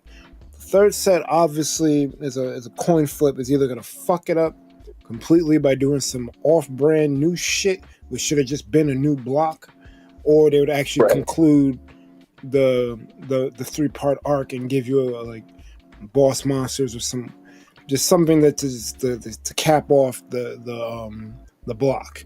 And a lot of times they didn't do that. They did it for what was the multicolor shit?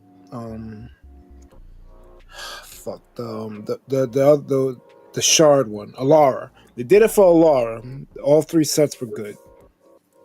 I know Laura Lynn and Shadow Mode, that was like a 4 block set, which was, I think that's the only time they did that, but that was good. I think Ravnica was good, but it's like, it's hit or miss.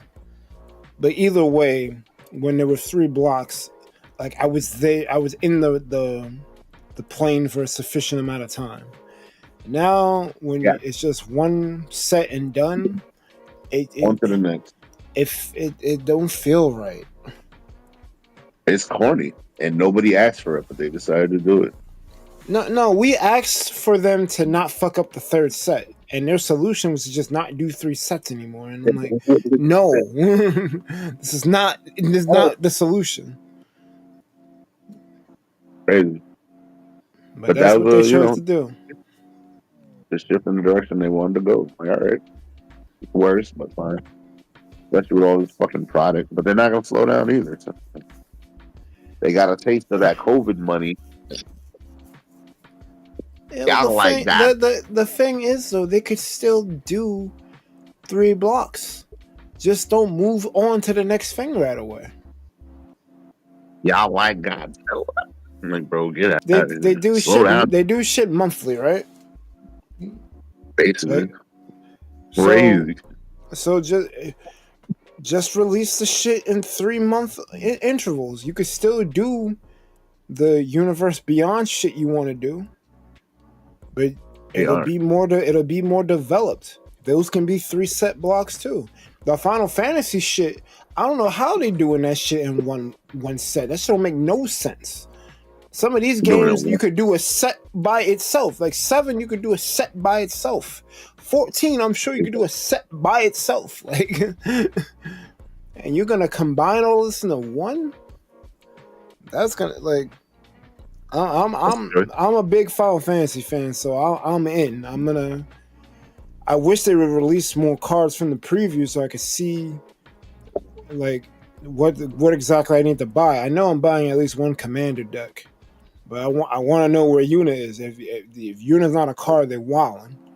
Like, but it's like Final Fantasy is too big of a topic, an umbrella, for just to do in one set. Like, it's gonna be a set in like some commander decks. It's the same shit, bro. It's not gonna be a good thing. It's gonna be a bunch. It's a cash grab.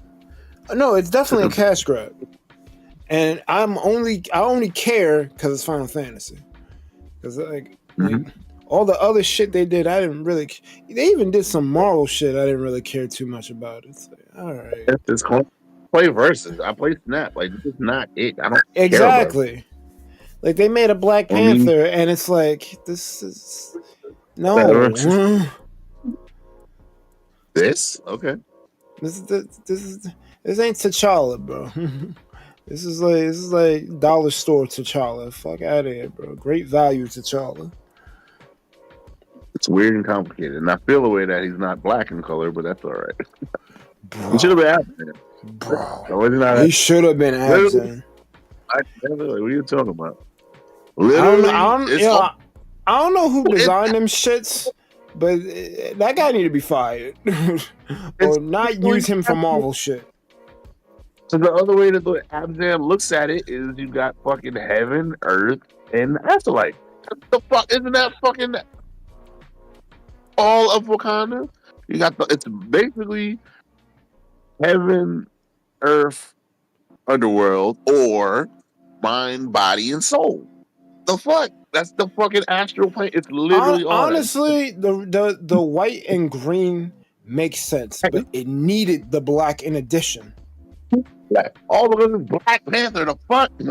Like not even. Yeah, I mean, if you want to be on the nose, sure, but like color philosophy, black should have been there too. It was superficial with the shit. Like, it was way more than that. It's part of it. It's part of it. Also, you know, he's the king. Black is self-powered. Tell me it ain't self-powered, the fuck? Literally perfectly absent. I don't get it. A layup. That's your own shit. Like, what? I think they were just playing it safe, bro. Like, pretty bad. Like make the character what the actual character is. Like, do your research. Like, what? Like, R&D is supposed to be 5 years out working on these shits. I don't know what they at now, but I know a long time ago I read an article. Mark Rosewater was talking about it. They would be 5 years out. So I'm not sure if they're 5 years out anymore. It feels like it's less. But like, bro, it's like 3. Oh, they're crazy with these release codes. Bro, like, you do it. But it's like, okay. They're gonna do it. Like, you could just tell, like, the effort was not put into this. This was just cash grab shit. It's been a cash grab since after Ikoria. Honestly, it just kept going back. We're going fucking Innistrad for like the 40th time. We're doing Innistrad 1 was cool. Anything that came afterward was just like needed. I'm good on this round. You don't ever have to come back here again. Like, I guess like, okay, but then it was this corny as fuck. They did werewolves better, yes, but also you should have did it right the first time. You fuck. My problem is that I think they feel like with the shit with Ravnica, they want people to return to Ravnica, and they didn't do it for a long time. But Innistrad was like one of those recent, like, oh, this was a smash. So they wanted to bank. They wanted to bank on that return to Innistrad shit. But the problem is they went to the well too many times. It's like, I gotta miss it, dog. People were clamoring for Ravnica because you didn't go back. you did other things and developed the realm. Now going back is like, oh, this is cool. It's like, what happened since all these changes? But if you go to Innistrad, you wait, let's say 4 sets, and then you go back to Innistrad again. All right, it's cool. You came back, but then now another 4 sets later, you go back to Innistrad again. I was just here. Like, this is what you're gonna do? Like no, I have to miss it. Wedding at Markov Manor. I'm like, what the fuck are you talking about? Why is this happening? Why are we here? Why are we vampire? Here? Who gives a fuck? And Sean's just dressed to kill. I'm like, what the fuck? Why is she here? She's dressed to kill. You don't see that dress? Why are we in a castle? Like, what? What is Markov Manor? No. I'm gonna keep it a buck with you. Innistrad was not as good as we remember because Avacyn Restore was kind of whack. And this is the shit I was looking forward to. It was worse. It was basically flying with angels. And none of them were good. The man's free. He died immediately. What the fuck happened? That shit was kind of ass. It was. Thursday was garbage. The fuck? They got rid of the werewolves and shit. I'm like, what? Like, we fucked with the realm, but that block was kind of trash.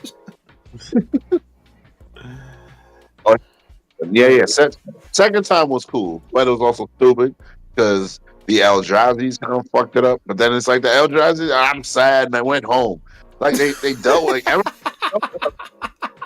was like, I don't want to play anymore, and just fucking left. I'm like, the fuck? What happened? Isn't Eldrazi's cool, basically like a Cthulhu type Eldritch horror shit? Like, why are they getting sad? They would fucking have a tantrum and fuck up whatever realm they're in. Why are they leaving? He just left, and he was winning too. The fuck? This is how he was winning. He was winning. He's like, I'm sad. I'm gonna go home. I'm gonna take my ball and get out of here. What? I'm gonna make like a tree and get the fuck out of here. Because that's the thing. Like the Avacyn part was cool because that was like bittersweet. That's fucked up. Like Soren made Avacyn to defend the plane. He thought she lost the sight of, protecting humans. So she was just like, yo, fuck it. Everything gotta go. So there was like a flaw in the design. But he saw that and he's like, oh man.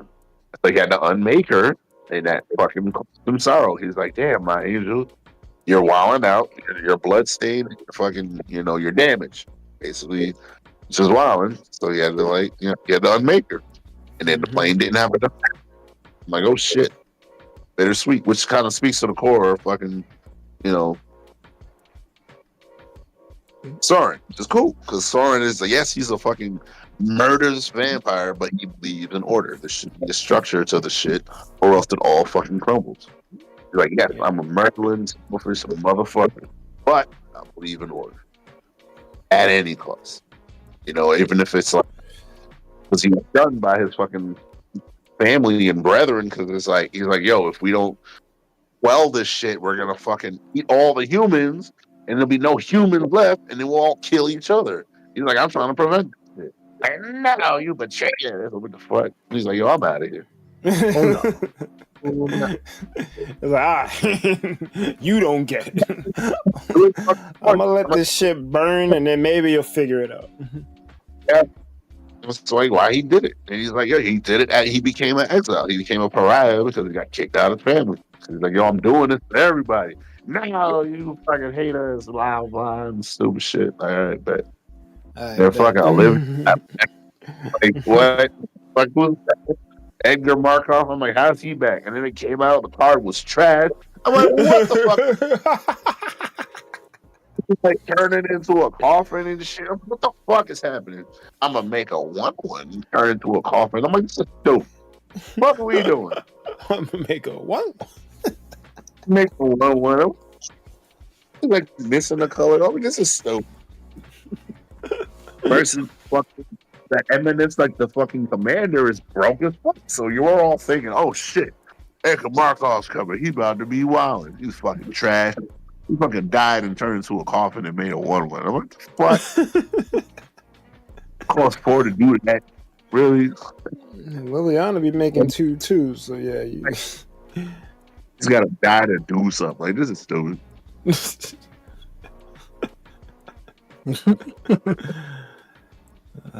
it is what it is. All right. So I'm sure we've exhausted this topic, so let's move on. That was a mouthful and an earful. Jeez. I'm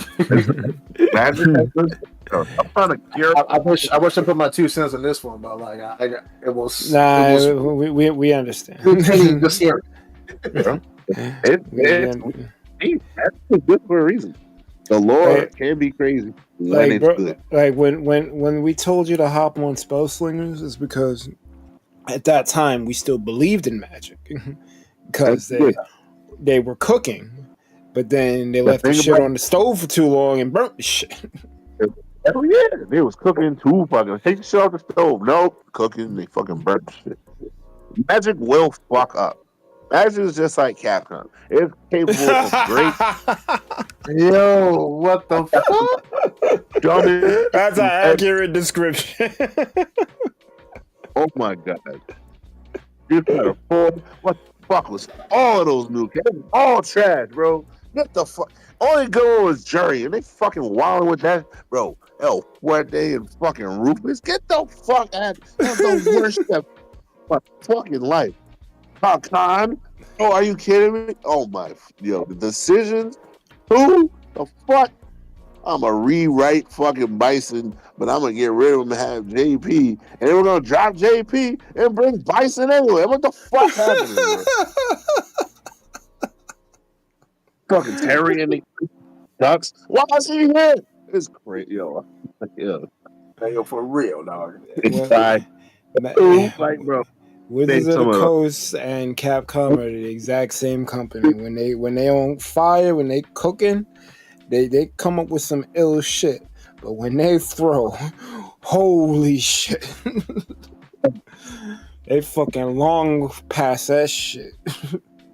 I mean, like, he gives a fuck about Blanca. Stop playing. Yo, they made no matter 5 as a whole, bro. Yo, they were fucking wild. Marvel Infinite, all these train wrecks, bro. I mean, like, if we're talking about video game companies in general, I mean, nothing's worse than a Sega throw. But like, I guess like Capcom's definitely up there. We are gonna get to the Sega episode one day. Don't worry. Yeah. Sega for when it's like almost killing the company. We might get to it next week though. Well, Andor's coming out. Maybe Sega. Nothing's worse than Sega Pro. I think the Sega Pro is probably just as bad as Atari Pro. Because when Atari threw a fucking crashed the freaking industry. Infinite and Monster Hunter World came out in the same fucking year. How you got the best game and the worst fucking game at the same? Yo, you can't make it more perfect than that. The best game and the worst game. That is a fact. They exhausted their ideas, and like they just ran out of manpower for the other project. Who knows? Fuck, wow, that's the fuck. They thought it's Crapcom for people. It's Crapcom and Capcom. Literal dichotomy. What? Yeah. Oh my god. Well, we need to move on. So, there was a Mario Kart World Direct. And like I said at the top, this shit could have been an email. They did not need to have a separate Direct from the main Switch 2 Direct that they had. Because they didn't really, they introduced shit. Like, we know about the charge jump now. And apparently Mario figured out the sands of time and he can rewind fucking the track now. So if you miss a jump, like let's say you wanted to do a shortcut to a stage, you know what a shortcut is, but you mess up the jump, you can now rewind to a previous position during the race, which is crazy. What? I hope that's not available online. I didn't get clarification on that, but it probably is. That shit is insane. They have a free roam mode, so you can explore the tracks, you can explore the world, and you take photos and shit. And then they got this new mode, Knockout Tour, which puts 24 people on the track, which sounds like it's good for mega collabs, but Jesus Christ, that's a lot of racers. Wacky races.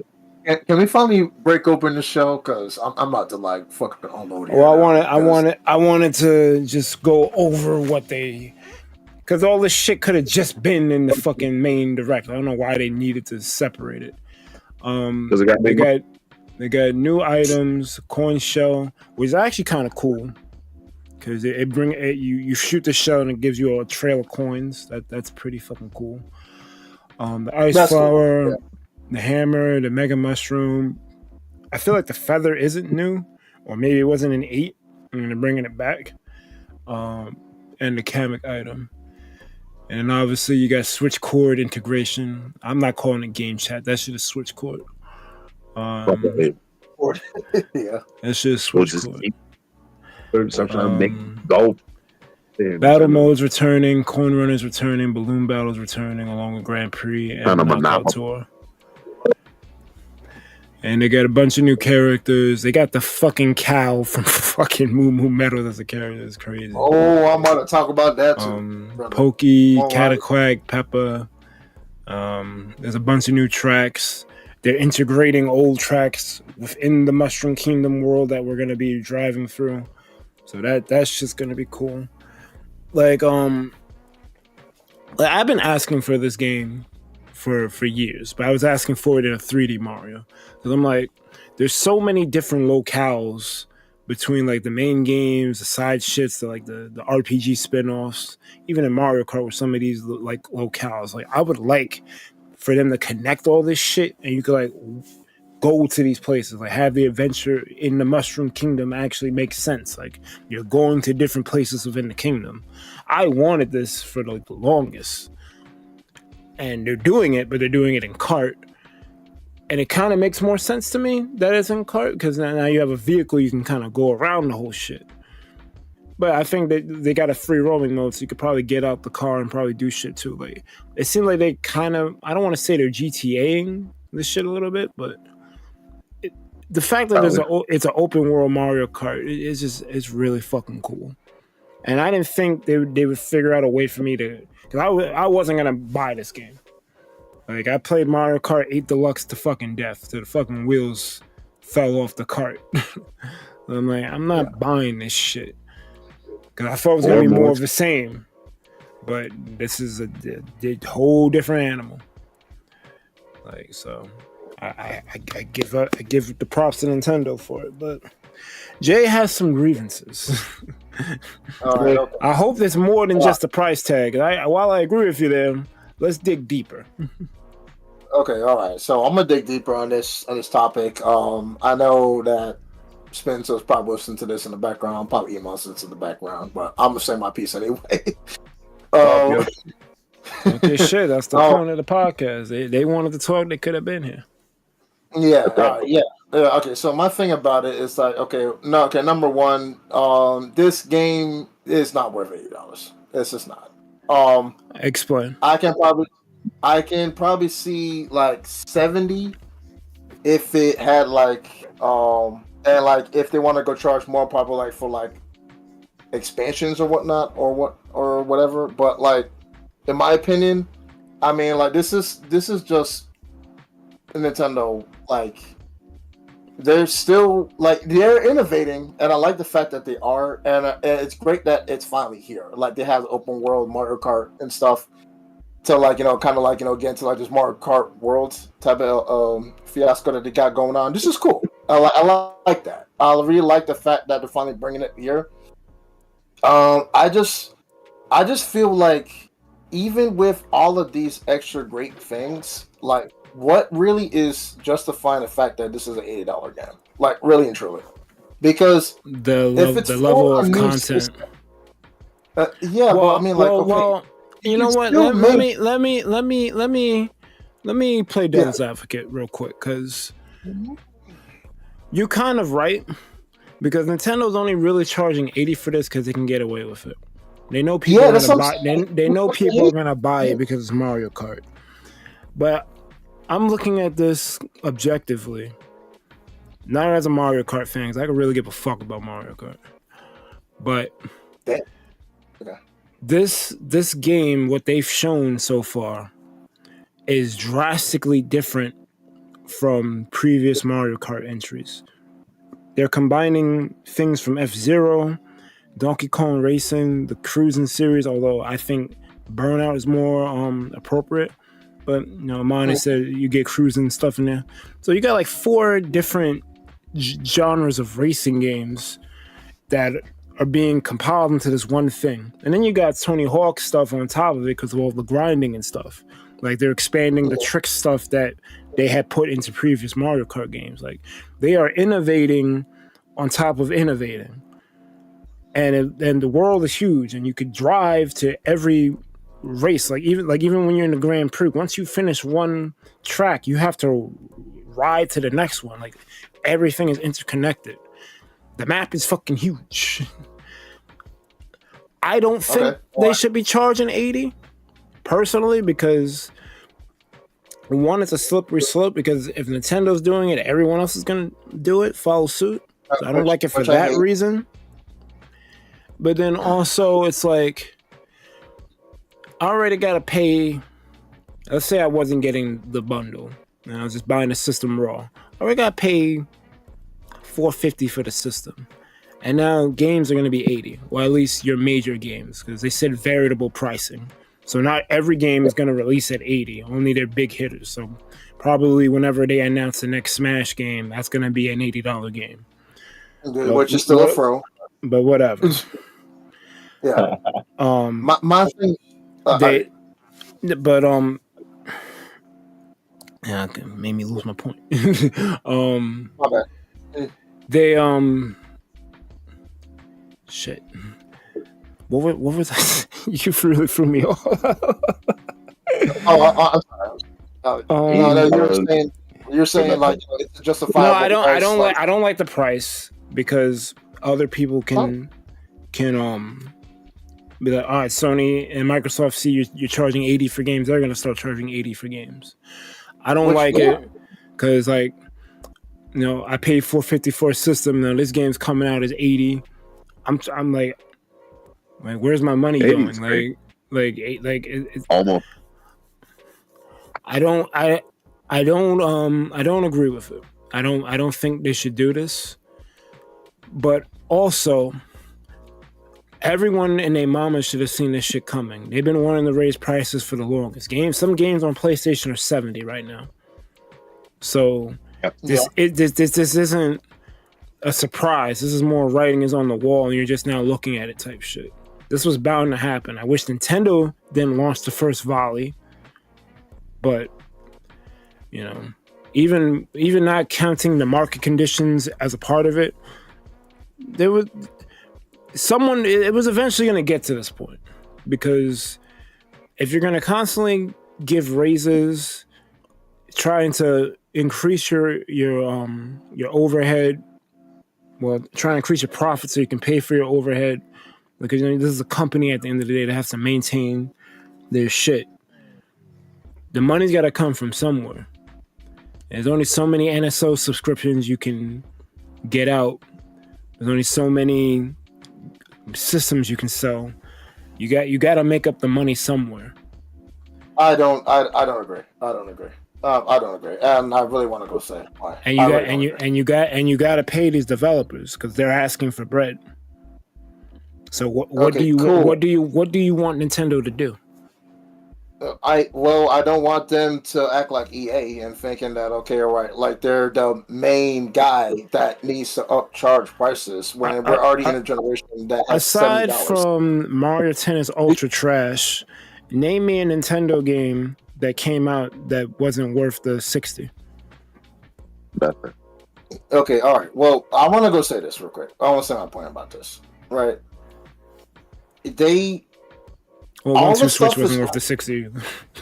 all the stuff was cool that they have, but it's just like, why? Oh, well, you don't have to necessarily raise the bar to 80. This can just easily be a $70 game, since that's already been a norm for the past several years. Like, this is not selling me to a point where it's like it's $80, by its base game, but it's really 50 if you get the bundle. Well, yeah, that's why I'm getting the bundle, but that's also whack to me though, because at least EA. They're pulling an EA, dog. That part is whack to me. The game is gonna retail for 80, but you want people to buy this bundle, and you'll throw in the game, so it basically be $50. So why not just charge 50 for the game? That's what I'm saying. Which I don't fucking understand. Because they're gonna lose money on 60. I mean, 60 is. I really feel like 60 is definitely doable for this game. It should not be $20 higher, bro. It should definitely not be $20 higher. Look, you see all the other sequels that's been coming out from generation to generation. I can name GTA 4 to GTA 5. Like that GTA 5 completely shits on GTA 4. They fully expanded the whole entire model and then some 100 times over, and they still Rockstar is a different company, and they make up their stuff through the online. I'm saying, like, do they really have to be EA, where it's like they want to go reach higher to like $100, $120 for a game or something like that, or like $90, almost touching for what? For a release game? They're doing it to keep the goal for especially 2025. Like, the goal is to keep making the money go up. They gotta, every year you gotta do better than the last year, or else you fail, which is a crazy precedent, but that's where they're at. You gotta do better than the last year. How do you do better than the last year? You charge 80. But 60 or 50 would suffice. We gotta do better. Yep. Unfortunately, that's a bigger problem. It's $70, $69.99. It's like, how much profits did they make with Mario Kart on 8 Deluxe? How much did they make? Oh, they can pull it up right now. They made how much did they make? You can't tell me that. I'm saying, bro, you can't tell me that like the people who are at the company and their employees are not eating well right now. That you can't tell me that. You cannot tell me that. I completely disagree. Like, $70 should have been all right. $6.99. Okay, cool, whatever. That should have been A-okay right there. They have to be the one that has to go raise the bar. Why? Because it's Mario Kart. I don't hate Mario Kart. I don't hate Mario. It's just like, this is fucking ridiculous. They have no reason to go do this. It's an innovative product because it's a sequel. They have to innovate.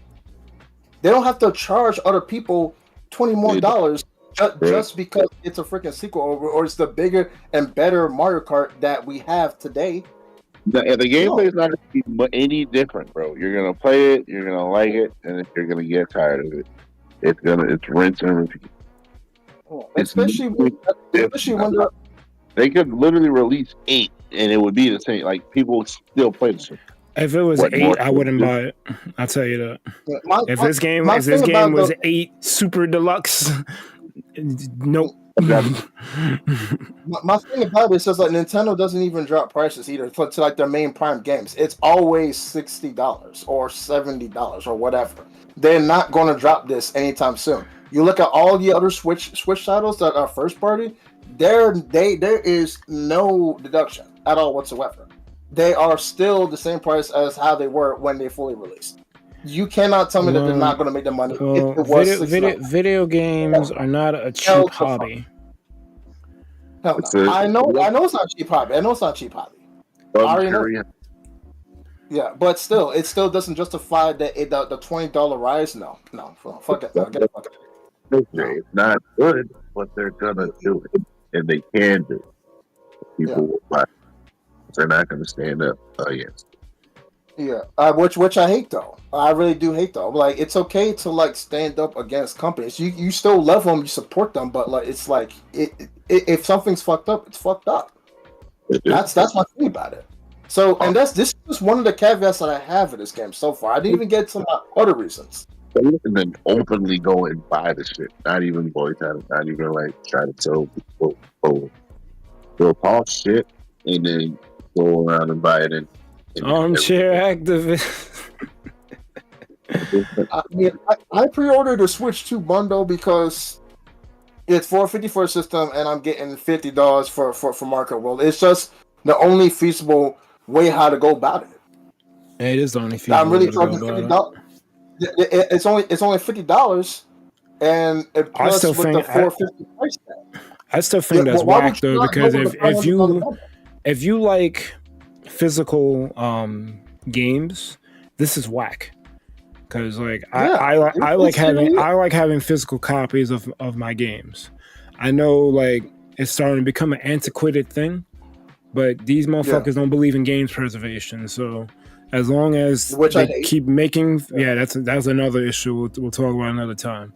But as long as they continue to make physical and they don't go all digital, I'm gonna buy physical games because that's like I grew up with fucking NES cartridges blowing into them, make sure they work, even though they claim that you shouldn't do that, but shit worked for me. Shit. If I didn't blow into it, the shit wouldn't work.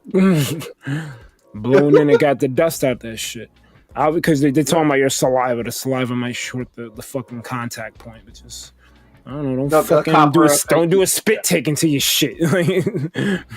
Blow, not fucking spit. But yeah, that's what it is. But I think that's because like younger adolescents were probably gonna accidentally spit, so it's probably gonna fuck up the game. Yeah. So like I guess that warning is justified. But when they say that Big Brother doing it, the younger siblings it's like using compressed air. That's basically what we would do. Let me try. We skipped the middleman. We didn't go to Office Max. We just blew into the shit. Well, we basically using compressed air on the fucking cartridge. Okay, all right. So let me get into my second caveat with this. Get into it. All right. So I really don't like the price. I really feel like this is just this is a fucking EA Madden NFL type of move, which I fucking hate. Give me back my freaking NFL Live and my freaking NFL 2K. Honestly, Jay, I think the EA comparison is not fair because, like I said, name a bad Nintendo game. You're gonna be hard pressed. You're gonna be less than 5, and I'm pretty sure EA has released 5 bad games in the last 5 years. So it's like forever. But anyway, I'm not gonna talk. Be a little more objective. Okay. So my thing about this is so my second caveat, I'm gonna disable this. The second caveat is I don't like the fact that with the character selections, why are the outfits secondary characters that fill up other slots when those roster slots can be other characters or other DLC characters or unlockable characters? This ain't a Smash situation where they take up slots. That's just the design choice they picked. Yeah, but I mean, okay, all right. You have Mario, okay, and then you have Mario wearing a bandana or as another roster slot, or Mario wearing a Fiesta hat, whatever. You gotta tell me. Those should be costumes. I do agree with that. Those should be costumes. They shouldn't be a separate. They shouldn't be a separate character. If they're treating, because I didn't quite get that part, but if they're treating them as separate characters, like Mario wears the sombrero shit in Odyssey because he goes to a Spanish themed town in the game. That's a costume. That's not Spanish Mario. He's not gonna whip out a guitar and start freaking playing like Santana. No, he's in that kingdom. I think the Tostada Kingdom, and that's what they wear. So he's adapting to the culture. That's not the same thing. And even stuff like Metal Mario is a stretch because Metal Mario is just him putting the metal cap on. So it's these are costumes. These are not separate things. If they're treating them as a count, then that kind of sucks because that's not a separate character. But I wouldn't put too much stock into that because it's not like you don't got to worry about there being a character limit. Like they're gonna put whoever they want in the game. You don't got to worry about third parties. My thing about though is just like characters that probably could have been in there like by like first launch release, like like Diddy Kong or anything like that. We don't know who's in the game. We don't have the whole list. Yeah, I know. I get that, but it's just like them filling up slots. I just feel like it's kind of whack, dog. Like I just don't get that. I mean, if this was Smash, I would feel you, but I feel like you're blowing it out of proportion. It's Mario Kart. That's right. It's just right. Again, the core gameplay is the same shit. Just new paint. And I can see the vitriol and they just repainted their they phoned it in. Let's do this thing that we know will work and get us money. But it doesn't feel phoned in. Deluxe was a phone in because they literally just ported the Wii U 8 to Switch. So that one was the phone in. This one actually looked like they actually did something this time. New and improved with all a coat of paint. It's the same fucking game. It's just Mario Kart, which is fine. But let's call it what it is. It's the same shit. It's the same Pokemon formula of it's new, but it's shiny. It's not different, but it's new. So we're gonna justify. The problem is it could be a $60 game. Being 80 sets the precedent that this is something. This is next generation. If you're mad about it for that, I can't fault you because I'm mad about it for that. But to say that it's not worth the 80 because they didn't do enough innovating, I gotta disagree with that. Yeah, exactly. Same here. Like whole Final Fantasy VII at the time when the shit was new, the full disc and all that other that shit was like worth 80, and it's important. It's just a game, and it's gonna sit like every other game like this. It's not like an add-on. It's not like this is super revolutionary or whatever. They're playing it that way, but it's not. It's just Mario Kart. We're gonna play it. You're gonna get bored. You're gonna do something else, and then some people will come over. Then you'll play it again. Then you get bored and whatever, and then you play. Yeah, I mean, yeah, but it's so. I know. We've been on lifestyle. That's just my thing about it. Like, it's just weird. I mean, like, I like all the new additions. It's great, but it's like it's not really put like the system itself. It's not really pushing it to like the next gen level. Like, what I'm saying? At the end of the day, like, it's great that it's an updated system, but it's really an updated system that's already been on the shelf for like past what do you want Nintendo to do, Jack? I don't care. What would they release that would They would be like, this is shit right here.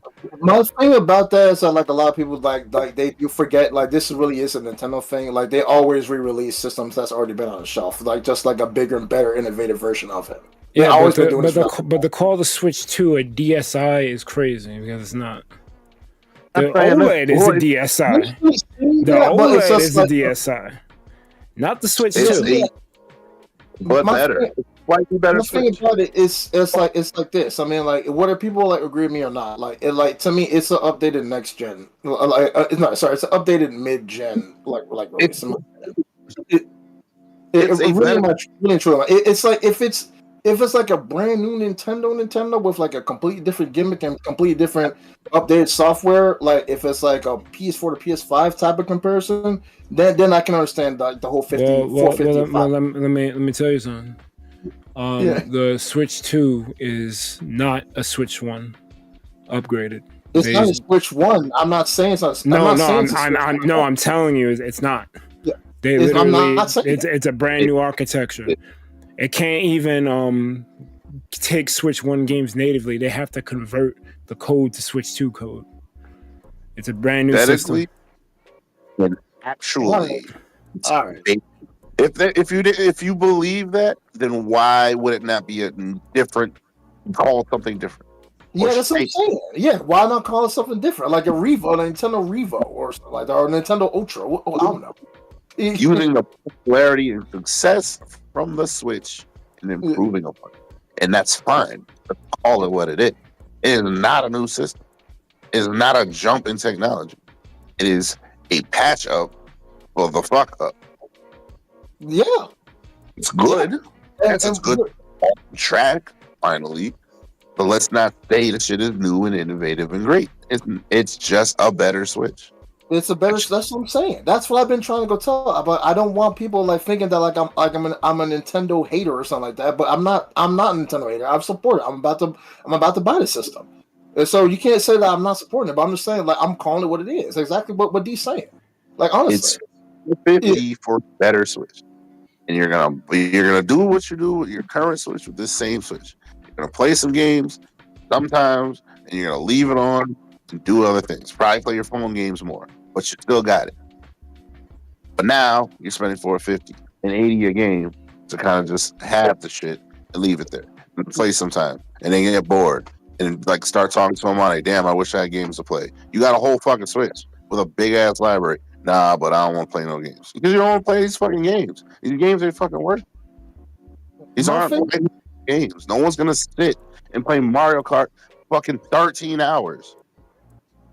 My thing about it is just like this, right? It's like if as much as Switch 2 is innovative and I really like it, I mean, but that's at the same time, you look at it from all of its worth. It really is patching up or just like trying to catch up. Nintendo has always been trying to catch up with any type of direct competition. It like let's not fake the funk here. Like I wouldn't say they're trying to catch up until now. I think before now they just did whatever the fuck they wanted, and now they realize that they can't rest on their laurels anymore. Because like I'm seeing this, I mean, I'm seeing all the other great systems on the market. It's finally got 4K support. It's finally got like all this great stuff, like the game chat and cool, or the Switch core. You want to go say it? They got all that stuff, but like it's really just updating something that didn't have any of those features before. Like that's all I'm trying to say. It is a game changer in Nintendo's book. Is it really a game changer for the industry? Is what I'm trying to say. But if Switch 2 released with Smash, it would be worth it. Yeah, right now, fucking worth it. It's not. You know, Smash sells the system. Y'all are fucking holding out and drip feeding the shit and doing it on purpose. Well, it's not. I think that's more loaded than anything, because you got to remember Sakurai doesn't want to make Smash. Who the fuck? Why? Well, that's him. That's his baby, and there's probably some contracts that are red tape that's in the way that's keeping Nintendo from just taking it from him. Because otherwise, maybe they've done it. Yeah, maybe. Yeah. Send him on his way. Make the fucking game. But I could use your argument about Kart with Smash. You play the game for a couple of hours and then you're done. So it's not like, at all. Well, how is that the case when you have weeklies and tournaments and fucking every release trailer? Yeah, but not everyone is a tournament player. But then those same people are also playing more than a couple hours, and then they're going out and playing whatever for glory and shit. It's night and day, especially smashing. I mean, I'm not gonna sit here and tell you that you're not gonna get more replay value out of Smash than you would Kart, because that's not what I'm saying. But like, you can't just write off one game because you don't think you're gonna spend as much time in it as another person would. Smash is a system seller. I would argue Kart is a system seller as well. Party. Kart can system sell, yes, you're correct. Yeah, Kart. I don't know about party. It kind of wow. About party. Kart can sell systems. Smash can definitely sell systems. Yeah, party, I would say, don't know. Yeah, but I mean, Mario Party is if it's great. innovative like, enough, maybe Jamboree. Yeah. Maybe people didn't pick up the Switch version. Maybe when they get the Switch, oh, Jamboree came out. I'll get the Switch 2 version. Maybe, but look at it this way, Berg. Is it a system seller or is it a complement to the system? I would consider Party a compliment. I would consider Kart a system seller. Is it really though? Is Kart really a system seller or is it a compliment? Because is it something that you buy with the Switch or is it something that you buy because of the Switch? Or are there plenty of other racing games or any other game, period, that people would probably rather be doing instead? I mean, the only racing games I really fuck with is F-Zero and Kart. So, and they haven't released an F-Zero in years. Narrow view when you have like fucking Gran Turismo and all these other actual. Well, Gran Turismo, that's not fair. Gran Turismo is a different kind of game. It's simulation. Like you actually fuck with real cars type shit. Mario Kart is more akin to a party game. Yes, exactly. It's not that though. That's what I'm saying. Mario Kart is not that. Mario Kart is and has always been a party game. It's always been an accessory. It's not a system seller. It's not going to be, I'm going to get this. But people always play Mario Kart. Like, yes, because just in the fucking Maker shit I did today, people were asking about Mario Kart. Like, this ain't got shit to do with kart, and they're asking about it. So I think you're underestimating Kart. No, but listen, maybe it is the case. But say Mario Kart was the only game for 2 years. Is that a system seller? It's not going to be the only game for 2 years. Talking about. Sorry. You saying hypothetically? Well, that's kind of the Wii U's problem. They try to rest on 1 or 2 games and then wait 2 years to bring out the 10 games that they did bring out, and then the system died because they stopped caring. Let's put everything aside. Currently in this climate, are you going to spend whatever $530 for only Mario Kart? If that's all it had. Well, I know more is coming to it. But if you don't, what if it doesn't? What if it's only Mario Kart? Is that a system seller? Yes or no? If I didn't know what I knew from the Direct and it was baseline Mario Kart, then probably no. No games, 2 years. But that's not a realistic expectation, though. I think time will tell with that. It's not. Period. Because like with Nintendo, you know you're gonna get a Mario game eventually. You know you're gonna get a Zelda game eventually. Even if they don't announce it, and even if it's coming in 2 years, it's coming. So that's kind of a loaded question. Like, it's not gonna just be Kart. You're gonna eventually get another handful of games coming out to the system, and this is before third parties and indies. Bro, I bought the Switch and had no fucking games for 3 years. That is anecdotal. So wait. What about hold on, wait. What about Zelda and Mario? I bought it, but I played this for like 20 minutes. I think you answered your own question. It's just not for you. Wait. We're talking about Switch One. Hold on, wait. We have Super Mario Odyssey. We have Breath of the Wild. The system seller? No, I bought the Switch. Why? Because Switch not a system seller. I didn't buy it for Mario Kart. Not a system seller. I bought it because it accompanied the system. Okay, but hold on, wait. So Odyssey and Zelda Breath of the Wild are not system sellers? Breath of the Wild is definitely a system seller because they made sure to Skyrim the hell out of that shit. They're definitely systems. I'm not too sure about Odyssey. I love the game. I'm not sure if it's a system seller. Don't get me wrong, the game is great. I love Odyssey. I don't know about that. I don't think Odyssey is a system seller. I think Breath of the Wild is, though. Even though that game was, for me, that hype behind that game is crazy. Even now, they're 3-generation crossing with the shit. People are still excited about it. I think Odyssey is right there. It's definitely top tier. It's definitely top tier. It is not Breath of the Wild. I would dare say it's not even Animal Crossing, because Animal Crossing was a system seller because people were buying that shit because of COVID.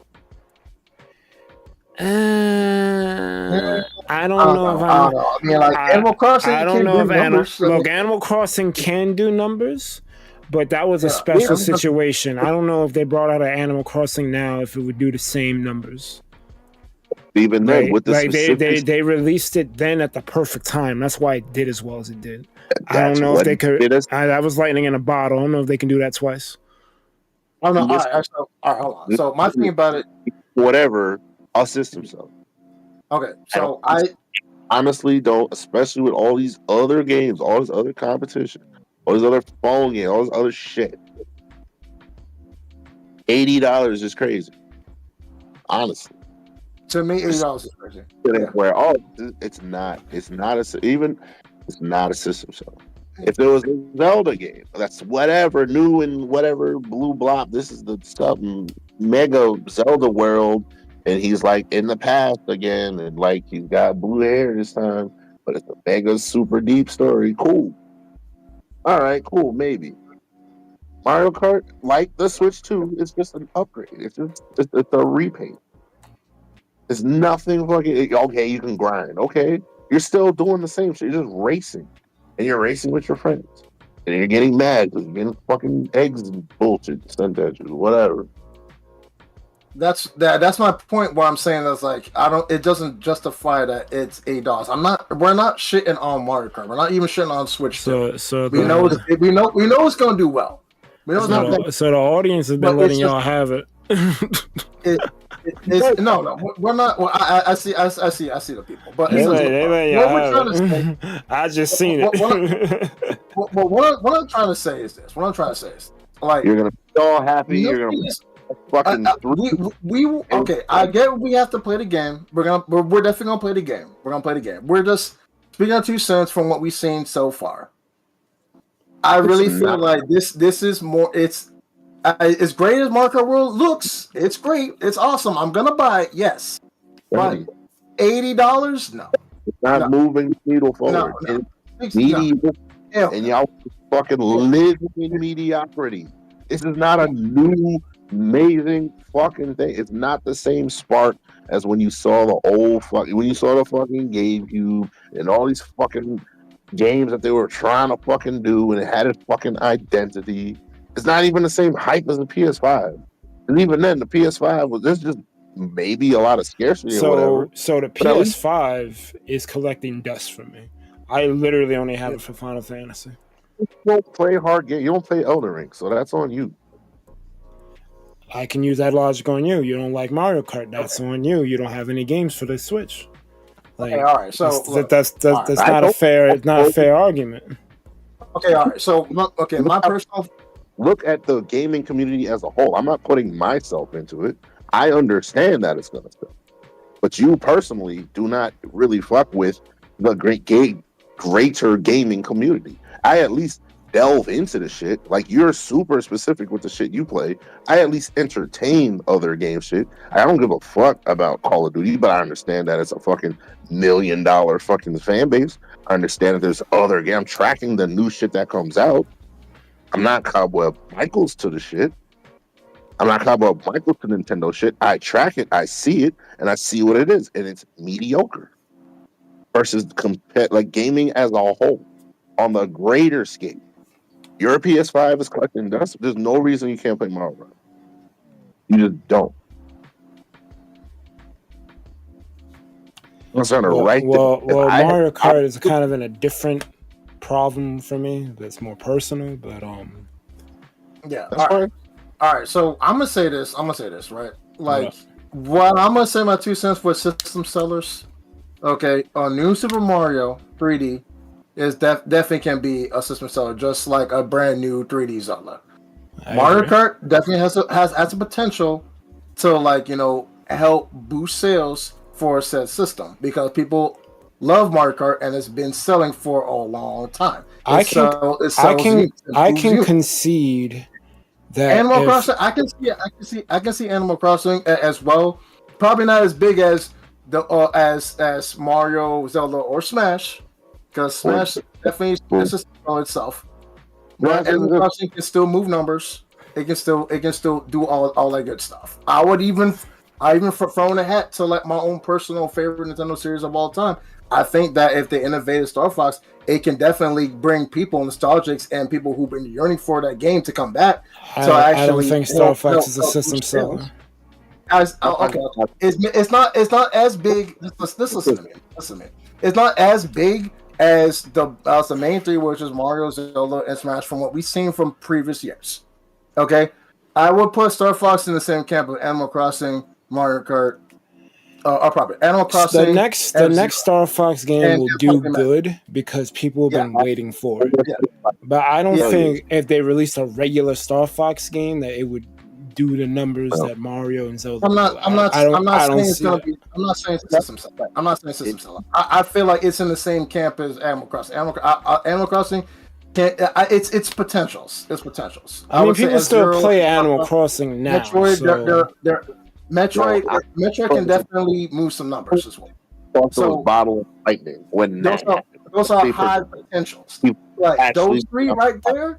Actually, really, those four are high potentials. Animal Crossing, F-Zero, brand new innovative Star Fox, and Metroid. Those are very high potentials that can definitely move numbers. Metroid is up there with Mario and Zelda. Metroid is definitely up there. You have to give credit to Metroid. You have to give credit to that. You have to. If it's any other series that's gonna help push later numbers for the system, it's definitely those main four. I would definitely say that. I want to go back to something. Mario, Zelda, and Smash, are definitely system sellers. I want to go back to something because we said that if Mario Kart was the only game coming out for 2 years, would we buy the system? I would still buy the system because we're forgetting the fucking corporate jaw size elephant in the room, Pokemon. I know a Pokemon game is coming to the system no matter what. And Pokemon too. Yeah. So like, what if you had to wait 5 years for the Pokemon game? It's still coming, and I gotta get the system anyway. So then it's worth it to buy it day one for a game that's coming out 5 years from now. Yes. Because that's technically what I did for fucking PlayStation. Okay, it's your position, and I guess you got it like that. I don't. I don't know how to fucking buy this damn system. But no, like that's what people are doing. My thing is though, we know Nintendo releases stuff that we care about. Even if it's not in the initial year or 2 years in the system, we know it's coming. We know Pokemon's coming. We know Zelda's coming. We know Mario's 3D platform is coming. Like Smash, we know Smash. We know Kirby's coming. Like we know these things are in production. Like why are we acting like the only game is gonna be Mario Kart? They got a fucking Donkey Kong game coming out the next month. Like now, it's false promises. It's buy the thing, hope later. It's a fucking scam. It's been that way. Imagine someone says, "Hey, yo, just give me $5,000. Your house is not built yet, but I promise it'll come. It's coming. Get it. Just spend the money. Don't worry about it. Right now." Same shit. Well, I'm going off of historical. Like we know those games are coming to the system. There's better. I could understand your argument for Smash because the DLC was kind of a scam. I can give you that. I can concede that point. But the system to say that the Switch 2 is a scam, that's a bridge I don't think I can cross. It's not a scam. It's not a card. It's an accessory. What the fuck am I spending $500 for? Well, you don't have to get the system right away, but I would advise against that because these market conditions are probably going to raise the price of the console. Sure will. So I But do guess not what? recommend waiting. Yeah, I wouldn't Even then, not say. Bloodborne shit, that's technically a system seller because that's the only way to play it. And I guess people are gonna want to play it. So there you go. Wait, which game? I would not say. I wouldn't go as far as say Switch is a scam. I would just say it's like it's an updated Switch that's going into a generation. It's a Switch that's going into a generation that with all of the updated kinks that other systems probably do have. Yeah, or if not, yeah. Yours, it's not the NX. It's not the next whatever. Yeah. It's not the NX. It's not the NX. I would definitely say that. I agree with you on that. It's not the NX. Yeah. It's not PS4 to PS5 jump. No, it's not. It's not.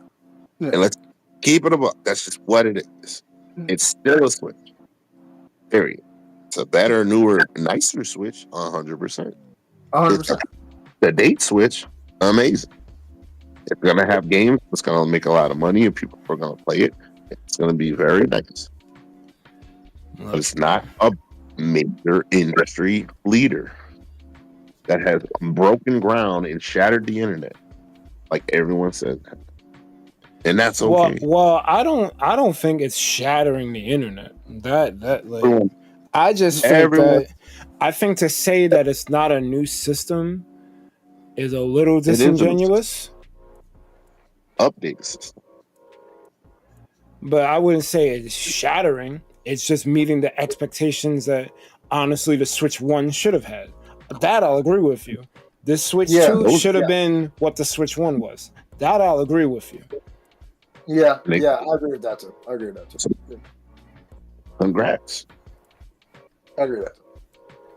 But we knew Nintendo don't care about. They said it. They're in competition with themselves. We may not agree with that assessment, but that's what they said. That actually, that's true. I don't think that rings true anymore because they did the 4K 1080p. Now they are in competition with everyone because if they didn't care, Switch 2 would have just been the DSi. Yeah, but the fact that it's not that, they care now. They realize, we can't rest on our laurels. We have to innovate. Even if we phone in the innovation, we still have to innovate. Because guess what? They stopped updating their fucking cash cow. They try to fucking sell you all this other bullshit they don't talk about, and now they realize, we have to be looking at our neighbors. Yes, you do. You always did. Yo, Spencer, you talking a lot for not being in VC, bro. You got mad good points that you could be helping me, and you putting them in chat, and I can't read all that. I'm not reading chat either. I see it, but now he's saying that they didn't say that they're not competing directly. They did. Reggie said that they compete with all the entertainment back in the Wii U days. I don't know. Maybe I'm misremembering the quote, but I remember them saying that, and I can't remember which exec said it, but one of the execs said that they're not in competition with anyone. They're just releasing whatever they feel like. I'm paraphrasing. Releasing whatever we want to release. They did. They said something akin to that. I remember seeing that. Maybe I'm misremembering it. But Berenstein Bears, fucking what's that shit? Okay, all right. What's that fucking thing when you remember something and it's not what that shit is? The Mandela effect. Maybe I got Mandela effect on that shit. But I remember that. But go ahead, Jay. Again. All right. Okay. So I'm just gonna go say what Spencer's saying, but like, all right. Okay. Right. So I know that I did say in the past about the PS5 Pro. The reason why I'm getting the PS5 Pro over a PS5 is because I like to get the better version of a system that's already been out. I've always been doing that. I always did that. I did that even back then with the PS3 and even with the PS4. That's why I still have my PS4 Pro. And now I just want to get the PS5 Pro. I don't necessarily buy games. I usually don't buy games at system launch because I want to go see the games and libraries that they're going to go have. and whatnot. It's not that it's not on my plate for me not to buy it. I'm still going to buy it. I'm still going to buy said system. I just want the better of both worlds here. That's why you play games differently. You don't wait for you don't wait at the bleeding edge. You take your time and plan your purchases. Yeah. So that's what I'm saying, and I know what Spencer's getting at. Okay, if I'm going to buy like a $700 PS5 system, I shouldn't be talking with spending $500 on a Switch 2. I'm going to buy the $500 bundle. It still doesn't change anything. I'm still buying the Switch 2 bundle for $500 with Mario Kart World as $50 because it's the better buy instead of me spending $530 on $449 for the Switch 2 and $80 that should not be $80 on Mario Kart World. I'm not gonna hold you. Nintendo needs to put out a voucher. If you buy the system at $450, they need to give you a voucher. $500 bundle. So I'm buying these systems, bro. I'm not saying that I can't. No one can say that I can't talk just because like I'm buying a $700 PS5. And I feel like that's kind of it. No, it's not that. It's because it's economical sense to buy the bundle for the game that's $50. I feel like you even bringing up the $449 for the system. I feel like you bringing up the PS5 Pro is kind of irrelevant though, because we're talking about World, but then we ended up talking about the Switch. Like, my bad. Like, if you buy what you buy. Video games is not a cheap hobby. Like. It's not at the end of the day, these companies got to make their money. And unfortunately, it's a profit first mentality, like Dee said. Like, if they don't profit, they seem as failures, which is crazy. Like, I'll just be happy to just break a little bit past even. These dudes want record profit after record profit. It's unsustainable. That's the real scam. Because eventually that bubble's going to pop, and then you're going to have another video game crash. So that's what we should really be worried about. We really should be worried about that. Yeah, you're right. That's a very good point. Yeah, very good point. Yeah. Worrying does nothing. Yeah, but I think we completely tangent off of Mario Kart World, dog. I ain't gonna lie to you. I ain't gonna hold you. The Tarkir topic and this topic, I thought we're gonna be some quick 10-15 minutes, get through it. Get the fucking Daredevil, but okay. I'm gonna say cool. It's cool. You got to get your shit off. Okay, all right, okay. I'm gonna say this. Okay, again, folks at home who are listening to us, people in the chat who are listening to us right now. Okay, anybody else who's fucking with Thunder Pals or gaming in general who's listening to us right now. We do not hate Nintendo. We do not hate the Switch 2. You don't hate it. We do not hate we're going to buy it anyway. But is it really bad for us to like just put have our 2 cents on what we first seen? We're not saying that we're not trying to boycott Mario Kart World because of this and that, and because like there's like 5 Paulinas and 10 Waluigis in 10 roster slots. I'm not telling you to boycott the Switch 2 or the Mario Kart World game. We're just putting our 2 cents as critics, right? And we have all the right to do that because we are supporting the system, and we. And like, dude, we have our right to go speak on our mind from what we're seeing so far. We're not saying that do not buy this game. We're just putting our 2 cents from what we've seen so far. Don't buy it for $80 is what we're saying. Get the bundle. I'm not. I don't like the $80 price. This is just me. It should be $79.99 or $69.99. No, sorry, it should be $69.99. That because Mario Kart World. From what I've seen so far, I know I haven't played the game yet. Okay, cool. Okay. I'm saying from what I've seen so far, it does not justify the $80 price tag. The Tony Hawk Pro Skater grinding, awesome. Nope. Right, cool. Jet skiing or go on the water or free roaming, awesome. Is it worth upcharging $80? No, hell to the fuck no. You pay, baby. It should be base price, current gen price. I haven't seen anything where it could justify $80. In my opinion, I have a right to speak my opinion. everyone here else does. That's what I'm Also, saying, guys. like part of it is too. You could be a fan, but also take the criticism. If you can't take the critique and the criticism, that's just speaking to you guys. Like you cannot be in love with this fucking super mega corporation that makes you feel bad. Fuck those guys. Fuck what they're doing. It's not good. It's bare minimum shit. It's an accessory. It's not changing anybody's life. It's not fucking revolutionizing anything. And to raise the price tag to keep shit going is crazy. But they're gonna do it anyway. And y'all gonna buy it anyway. And everything's gonna be fine and happy and kumbaya, and the world's gonna keep fucking spinning. So it doesn't matter.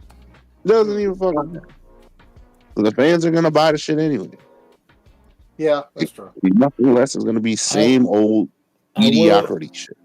I will say this. So, a lot of the points y'all made, I don't really agree with, or I feel are a little short-sighted.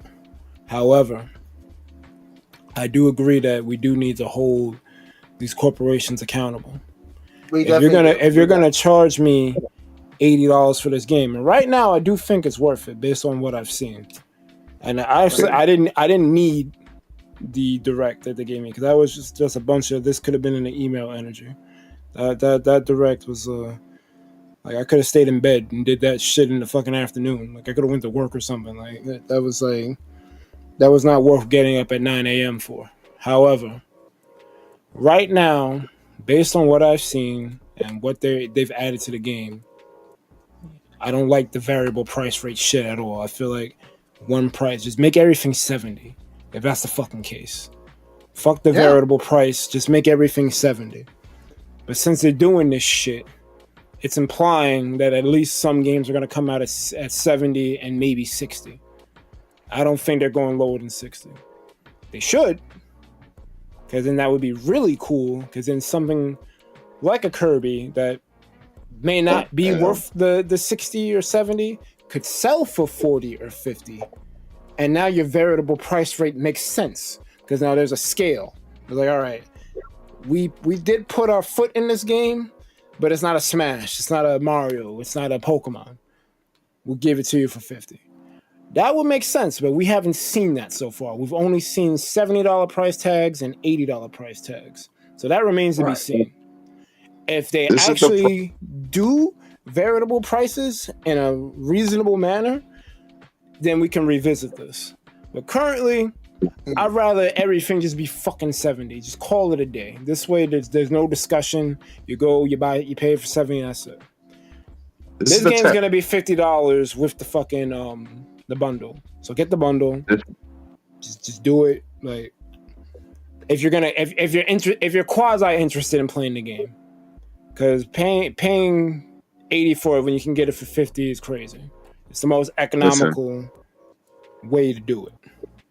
This 80 shit is the test, because guess what? Everything else is going to be fucking 80. Everything's going to be 80. No, I agree with you. I agree. What it is. It's a litmus test. This is the fucking reaction. And they're going to do it anyway. So get ready. I mean, like, what was it? Free Smash during the whole Smash scandal shit, whatever they did in the Splatoon shit. They did the same thing here. Drop the price. They're doing it to rile up people. Yeah, it's all it is. Play with it, which they will. Guess what the standard is? So yeah, your best even though this sucks because you got to end up forking over $500, your best way to fight the 80 is to not pay 80 and pay 50 by getting the bundle. And then you spent 500 anyway, so you didn't even pay it. You spent 500. So the fuck. Honestly, you don't really feel it at that point because you already spent 450. It's that separate 80 that just burns because it's like, bro. Movie. Where I might as well get a large because it's only 20 cents more. Yeah, the movies are another fucking scam. We'll get into that another fucking. These motherfuckers are crazy. You pay for just like Mario Kart, you play for the experience, you know. But I think we I think we've exhausted the direct. Unless you got final words about it. That's it. Like I said, everyone knows fan, Nintendo fan. Yeah, everything's cool. And then spend your hard-earned money on it. And Yeah. Mm-hmm. Yeah, I mean, hey, yeah. Like, Well, we definitely opened up some opinions on what we're saying. I mean, yeah. okay. Yeah. So I mean, yo, fuck that. I try to sit here act like things fucking great. It's just mad. I'm not thrilled about paying more money for things that I enjoy. Like I'm not. That's okay. Like I'm not defending 80. I'm not defending 450 because that system should have been 400. But whatever. It is what it is. With it. Dual highway robbery, let's say. Scott, So you know, so I'm not happy about having to fork over that much money. And we should be critical of companies. We shouldn't just. We said it earlier. Don't be simping. You're simping to a company. Don't simp to these motherfuckers because they don't care about you at the end of the day, especially once they have your money. yeah. So just be aware of that. Yeah, just be aware, folks. I mean, like, yeah, this is all we're saying, man. Like, you know, or keep doing what y'all doing. That's fine too. Cause it's fun. It's easy. You don't gotta struggle. Just keep doing the totally fine as well. the most we can do is just wait for sales of games. Yeah, of course. Yeah, I mean, that's just what it is. Yeah, just gotta wait. Yeah, you just gotta wait. But like, you know, I mean, like, I mean, yeah, it's just we're just saying, like, we know that gaming was never like an inexpensive hobby. It was always an expensive hobby. Like even from like the 90s, like it was always like probably even more. I think I remember seeing stuff where games were more than 60 back in the 80s. So. Yeah. Some games, 80s and 90s. I mean, like I mean, you guys look at SNK Neo Geo, right? $649 price tag, $100 or probably a little bit more for games. Okay, you want to play Fatal Fury and Terry Bogard and see my Surinui, fight while she jiggles her tits, $100. That's what Fatal Fury was. That's what Fatal Fury 2 was. You want to play Rush Showdown? That was $100. You want to play Art of Fighting? $100. You want to play Robo Army or Metal Slug? $100. So yeah, I'm not paying $100 for Metal Slug. It fucking kiss my. It was that price, dog. It was that price. Neo Geo AES was $649. That's why Neo Geo don't exist. So let's compare what happened in the 90s to now, right? Just also keep in mind inflation. Yeah. At the same price, not It's 600. The markets are different. Like you can't really. You gotta adjust for inflation. Adjust for inflation. Right. The train used to be 75 cents. That's crazy, bro. That shit is $2.90, and I hate paying it every time. True. Every time. That's $50. What the hell? Yeah. $2.90 is crazy. I know I said this. I mean, like, you know, don't be surprised if we start paying for Neo Geo prices for games. It rings true. It's gonna happen. It's gonna hit $100, but it's just like, I mean, dude, like, I'm not trying to get back. I'm not trying to go back on my word because I've already seen this happening. Like, you know, like many years ago that, you know, they're gonna increase the price by $10 each and every single generation, but. I mean, damn. That tracks. This right here, it tracks, but it's just like I don't. Because last gen it was 70. Now this gen is going to be 80. So Switch 2 is the next generation. I'm assuming, right? It's kind of the next. Well, it's not going to feel like it, but they're kind of in the next gen. They have the latest system. The PS5 Pro don't count. That's just a upgrade to the 5. The Switch 2 is like whatever the Yeah, 8th and this 9th feels like an upgrade to generation. the Switch one, but all right. Cool. I'm just saying, in terms of like the releases, like the Switch went against the Xbox Series and the PS5. The Switch 2 is currently in a class by itself. Okay. Currently. We don't know what Microsoft and Sony are going to do. I think it's way too early for a PS6, though. Especially when they just released the Pro.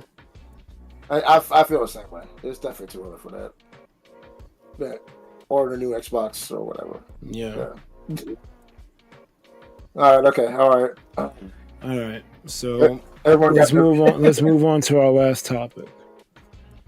I guess this is where D's gonna head out because. All right, sorry.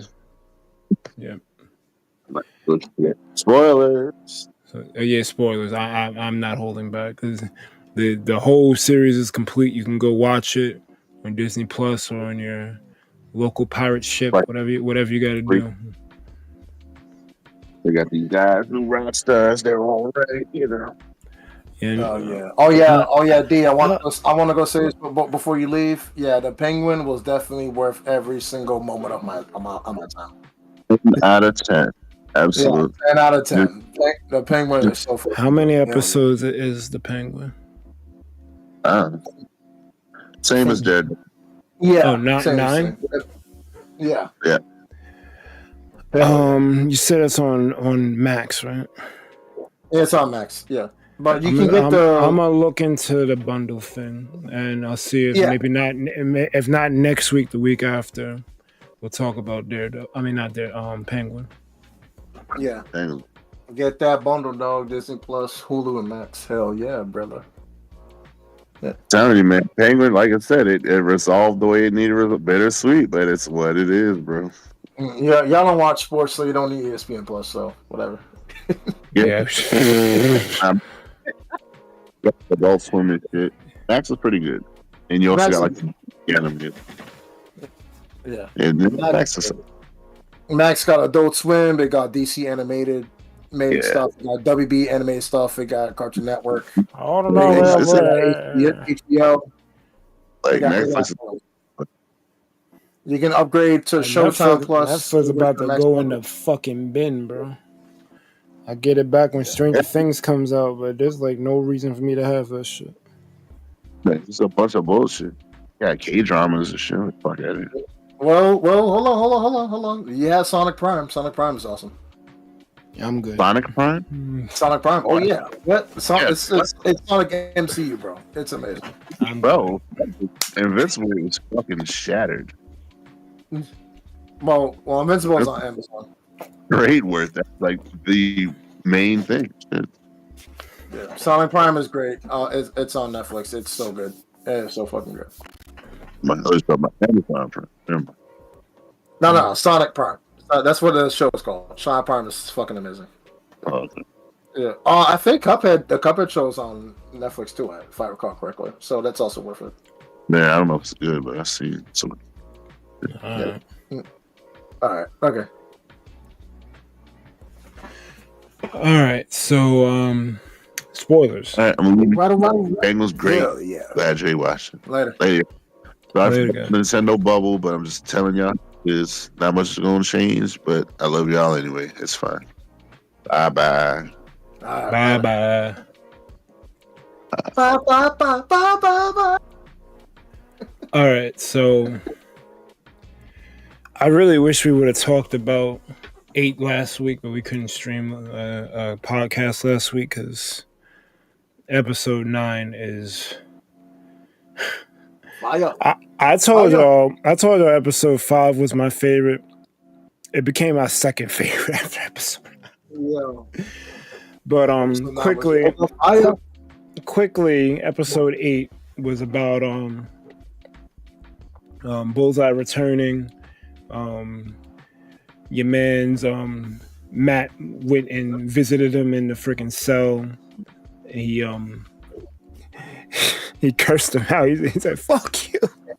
That shit was, yo, the dialogue between them was crazy, and he ended up like not punching, but pushing his head down, and he did it multiple times. It broke loose one of his teeth. I don't know if he did that on purpose, but it gave Bullseye a projectile. He was able to break out of the prison, and Fist decided to throw a ball, a black and white ball, to freaking celebrate his control of the city because he's gonna rein in everybody. And during that shit, fucking Bullseye freaking tries to assassinate Fisk, but Matt freaking takes the bullet for him.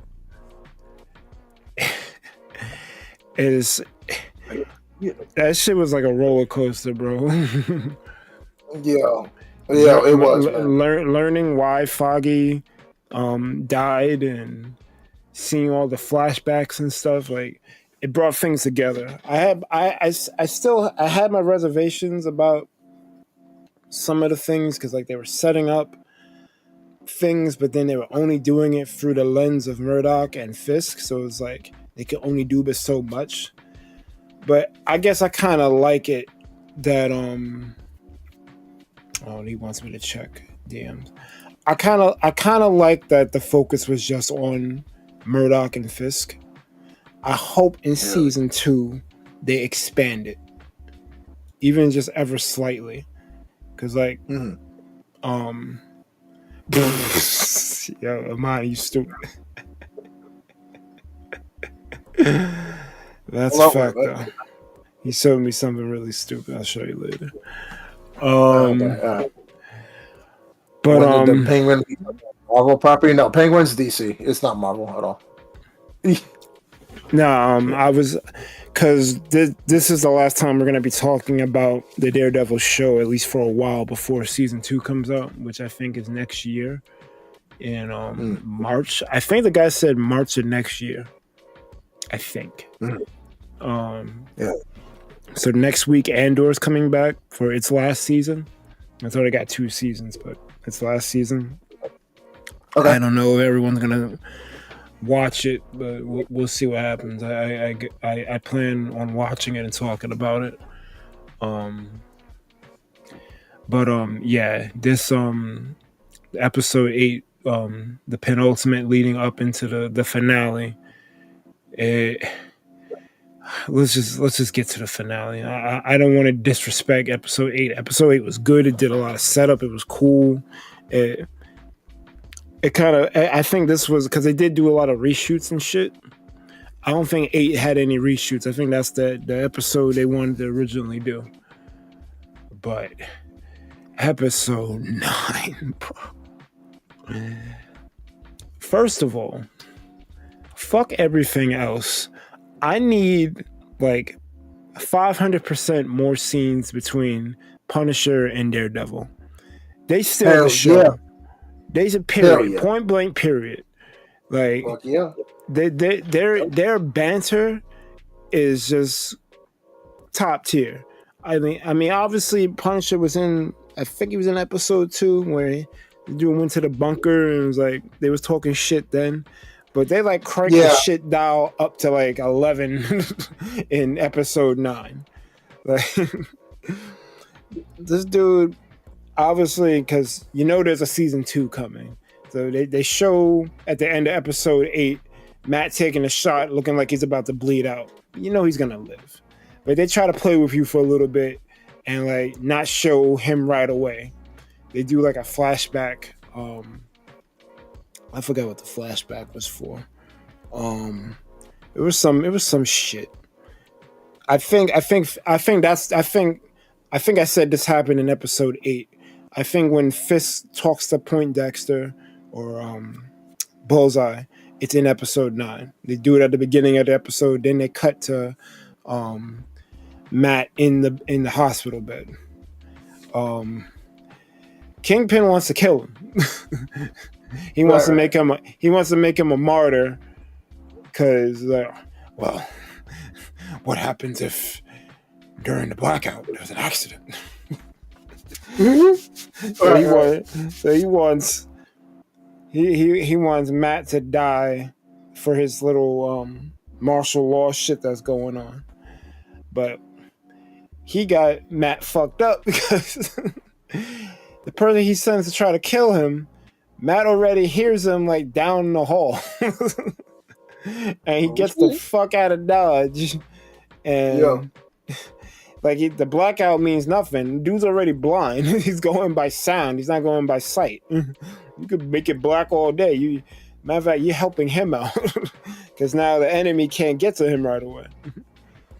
So Matt kind of slugs himself his way back to his apartment, finds Punisher there. They have their banter that I had to rewind. That shit was killing me. Hell yeah. I can't remember half the shit they said. Like, they were insulting each other. I think he said, the last person I expected to be here is you, Frank. They go, yeah, right, I'm here. I got a phone call.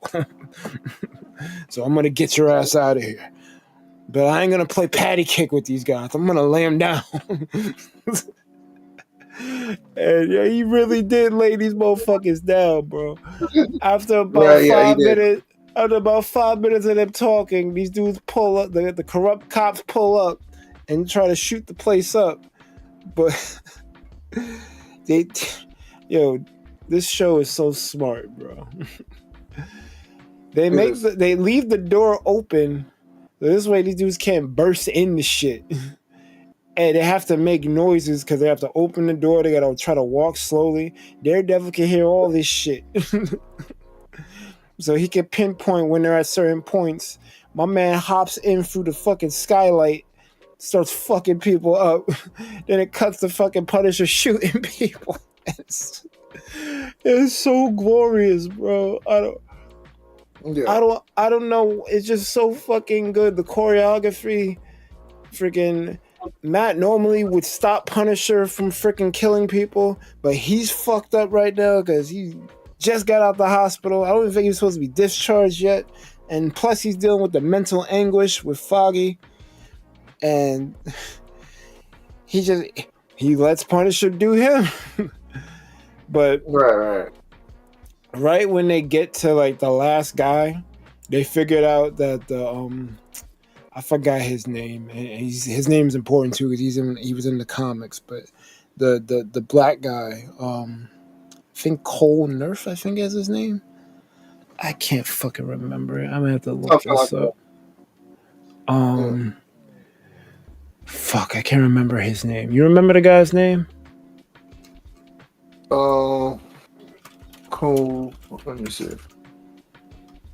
Don't remember the name. Hold on a second.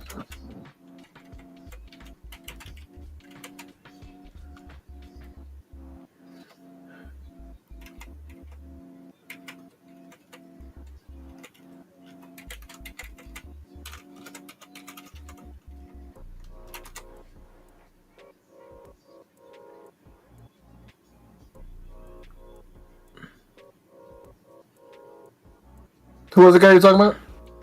The black guy who they reveal who killed Hector Ayala, the White Tiger. Wasn't Blake Tower, right? It might be. I think that sounds right. Blake Tower? Okay. Well, either way, he was the black guy. They didn't show his face, but they showed that he was wearing the corrupt Punisher symbol, and he walked off the camera. Comes out to find that they figured out it was him. Punisher said, "We found your guy, Matt," and he goads Matt to kill him, and he's about to do it, but then he remembers Foggy, and he stops himself from doing it. It's like, can't do it, can't cross that line. Right. So,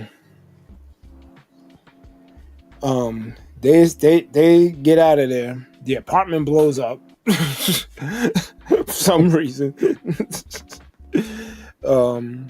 Karen comes back, and we learn that she's the one who called Punisher to save Matt.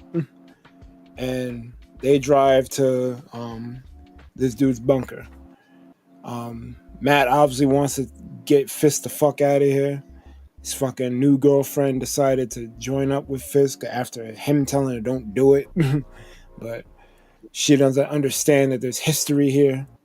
Like, if you've seen the Netflix series, you know why Kingpin's a problem. But you kind of don't need to, because they show your man killing the police commissioner. Yes, this is what he does. He manhandles and makes things go his way or else. And oh boy, I jumped ahead a bit because Daredevil wants to take him down, but he's not sure exactly how to do it. Punisher isn't waiting. He just goes over there and pulls up, and he starts fucking people up. But the numbers eventually get to him because it's one man versus a whole army, and they subdue him. And while they end up tying him to a chair, and they want to ask him to join up with Fisk's task force. And while they're trying to ask him to join, Kingpin then kills the commissioner in front of some other, I guess, a different sect of the task force. I don't know how big this force is, but there was people that were part of it in the room that he was in, and it was a different area from where they had Punisher, and they were asking him to join up. And they're cutting back and forth between Punisher talking to these dudes because he's like, "You want me to join you? You fucking clowns. You think you know me? You think you know my pain? You don't know. You don't know." And he's about to fucking cry. Like, you can tell. Well, I don't like you. It hits harder for me because I've seen the Punisher show and the Daredevil show on Netflix, so I know everything. But you know, they don't show it in Born Again.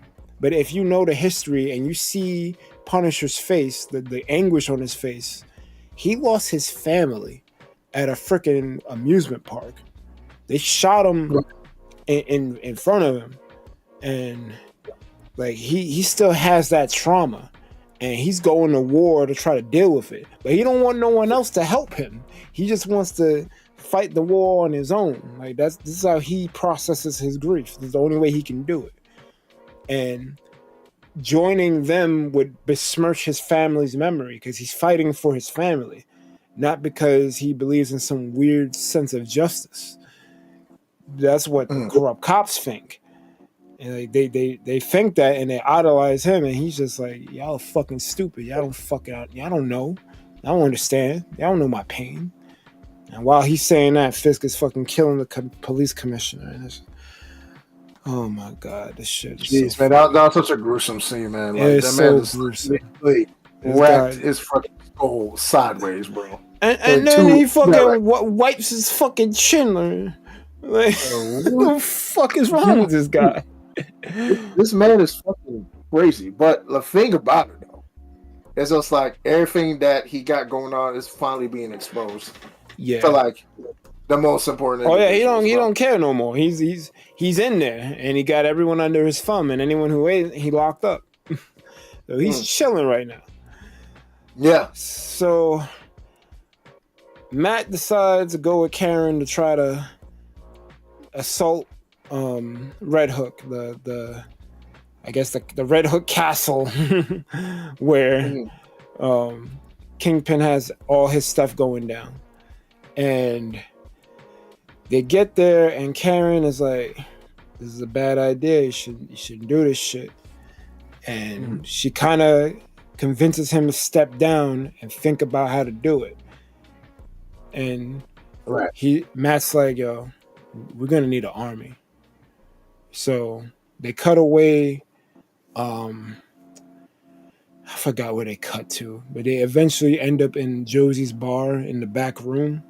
The back room you saw in episode 1 where Daredevil was fighting Bullseye. They're in that room, and then they open the doors, and then all of the good cops that you've seen throughout the season, the negotiator, Cherry, all the good cops are in that room along with Karen. And the last scene is a bunch of newspapers over a glass window, and there's a little part of the window that's not covered in newspaper, and you can see Daredevil, like Matt in the Daredevil suit. Like, everything around him is about Fist taking over the city, doing whatever, and he's in the middle seeing that shit. It's a beautiful, poetic way to end the shit. And then we had a post-credit scene. Punisher fucking tricks a guard to come to the cage, never come to the cage. He fucks that guy up and escapes. But you don't see him escape. You see him pull him to the cage door. I'm pretty sure he's dead, and then they cut to black. But you know he escaped. So you're a true soldier. Yeah. That's the end of Daredevil Born Again Season 1. What a ride. There were some questionable things. I still don't agree with them killing Muse so early. I don't agree with it just being Matt and Fisk, even though they're strong characters. There's other characters in the show that could have benefited from a little bit more screen time. But honestly, even with those, this is up there with Loki and WandaVision. This is probably the best show Disney Plus has put out in a long time, if not ever. Hell yeah. Like, I'm just like, why couldn't we have this the entire time, bro? Like, it's hard being an MCU fan because of phases 4 and 5. Like, they threw so hard, and there was such good potential there. But I beat that dead horse, so we're not gonna get into that. But hopefully, at the end of phase 5 and phase 6 on the horizon, we get more ill shit like this. I hope that fucking Thunderbolts is worth my time. Because it seems like, starting from Brand New World, everything that they're doing is trying to set up Doomsday and Secret Wars. Right. And Brave New World was trying to be everything at once, but like everywhere at once. Unfortunately. I'm not mad at that movie. That the movie has those shortcomings because Marvel is trying to play catch up with that movie to try to put things into focus. So I'm not really mad at it for that. I still enjoyed it. It obviously has problems, but I mean, I've seen, like, it's not Love and Thunder bad. Like, it's serviceable. But I hope everything else that comes out. I don't have faith in Thunderbolts, but I think Fantastic Four is going to be fine. I think so too. I think it's going to be great. And obviously, there's a Spider-Man movie coming some brand new day. I don't know if it's coming before or after Secret Wars, but I'm hoping that's good because it's Spider-Man. Like, I love Spider-Man. Hope that's good. I don't know. I don't know where. Well, it's not going to be Agatha All Along season 2. It's going to be, I think, Vision Quest. Whatever. The third WandaVision show. Agatha All Along was part 2. So whatever that third one is going to be, where they deal with Wiccan trying to find his brother along with Agatha. I don't know where that falls in. I would assume that, like, most of this stuff has to be done before Secret Wars, because Secret Wars is going to have their portal scene where they get all the heroes back for one last hurrah against Doom. Because Doomsday is going to be like Infinity War. Doom is going to win, and Secret Wars is where the heroes avenge, I guess, Earth 616. Because based on where we're at, I think, especially since I heard Doomsday is going to be like Avengers versus X-Men, and casting seems like it's leaning toward that. I'm guessing that because of what happened in Multiverse of Madness, the 838 people are pissed, and whoever Wanda didn't kill, they're coming for her. And we're gonna find out that Wanda wasn't dead, but she was in some type of facility. She got herself out of Dodge at the last minute before the cave collapsed on her. Doom found her and probably put her in some type of stasis pod or something so she could heal. The 838 people, X-Men, get wind of where she's at, and they figure out a way to get to 616, and they're gonna come for her. That's what I think. I don't know how they're gonna explain it, but they gotta come up with something. And you got all these people that's gonna be involved in it, so I know the story's gonna be epic. But I want to know, because especially since they downgraded Spider-Man to street level, Daredevil is street level. If they do include the other Netflix defenders, Jessica Jones, Nick, what can't I say? Luke Cage. I don't know what I was about to call him, Nick Cage. And Iron Fist. Luke Cage, Iron Fist, Jessica Jones. Yeah. If they include them, I heard rumors about Moon Knight too. He's technically a street level hero.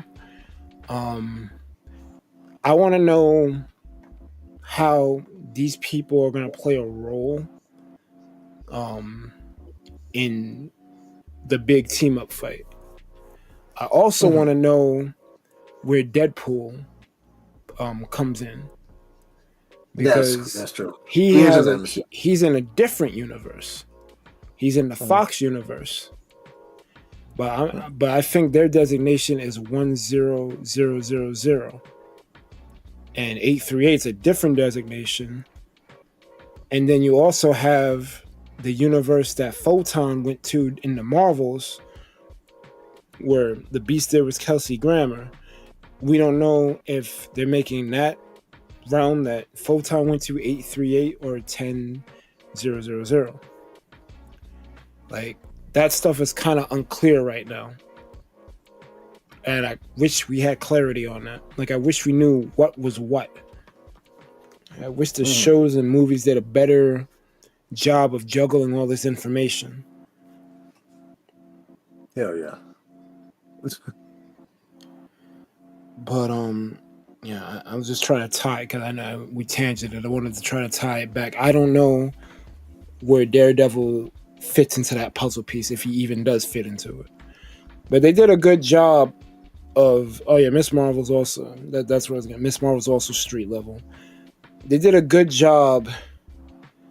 At least they could have did better, but they did better than the Netflix show of trying to tie in Daredevil to the MCU, because you had all the different cameos. You had Swordsman, who was in the Hawkeye show. You had Yusuf, who was Kamala Khan's father. So you had the Miss Marvel connection. Right. So yeah, he's in it. He's in it. But and then obviously Fisk was in Echo. Daredevil was in Echo. Daredevil was in the Spider-Man movie. There's links, like Daredevil was in She-Hulk. So like he's connected, like for sure. Like there's no getting around it. Daredevil is definitely in the MCU now. I just want to know. Daredevil was in the Spider-Man movie too. He was also in the Spider-Man movie. He was in Spider-Man. Yeah. So it's like I want to know what that means for his character, because obviously, like, he's not dealing with Avengers level threats. He can barely deal with street level threats. I don't even know how he's going to deal with Fisk. Like, I keep it real with you. I mean, is She-Hulk street level? I'm not sure. I think they kind of treat her as that because she's more comedy, but I'm not entirely sure. And then everyone was an Avenger at one point, so that's also another caveat. But MCU it's great in a sense, but it just gotta get like everything together. They really need to either extend this fate, like I feel like they're trying to rush to fucking Secret Wars. They want that Endgame money, but they didn't do the due diligence to get to Endgame. You didn't do your Winter Soldiers, your Iron Man 2s, your Black Panthers, Civil Wars. You didn't give us these bangers. The only movies that were bangers, honestly, I think Guardians 3. Yeah, Guardians 2 was up there. I think that's the only banger. Deadpool and Wolverine and Guardians 3. I give Marvels a pass. It's not a banger, but I give it a pass because it was edited tightly. And I don't know, people seem to have a problem with strong female characters. I don't understand why, other than they're just sexist. But like, I love seeing women kick ass. Probably. I fucking love it. I want more of it. I don't want it when it's. I don't want it when it's fucking pandering. Yeah.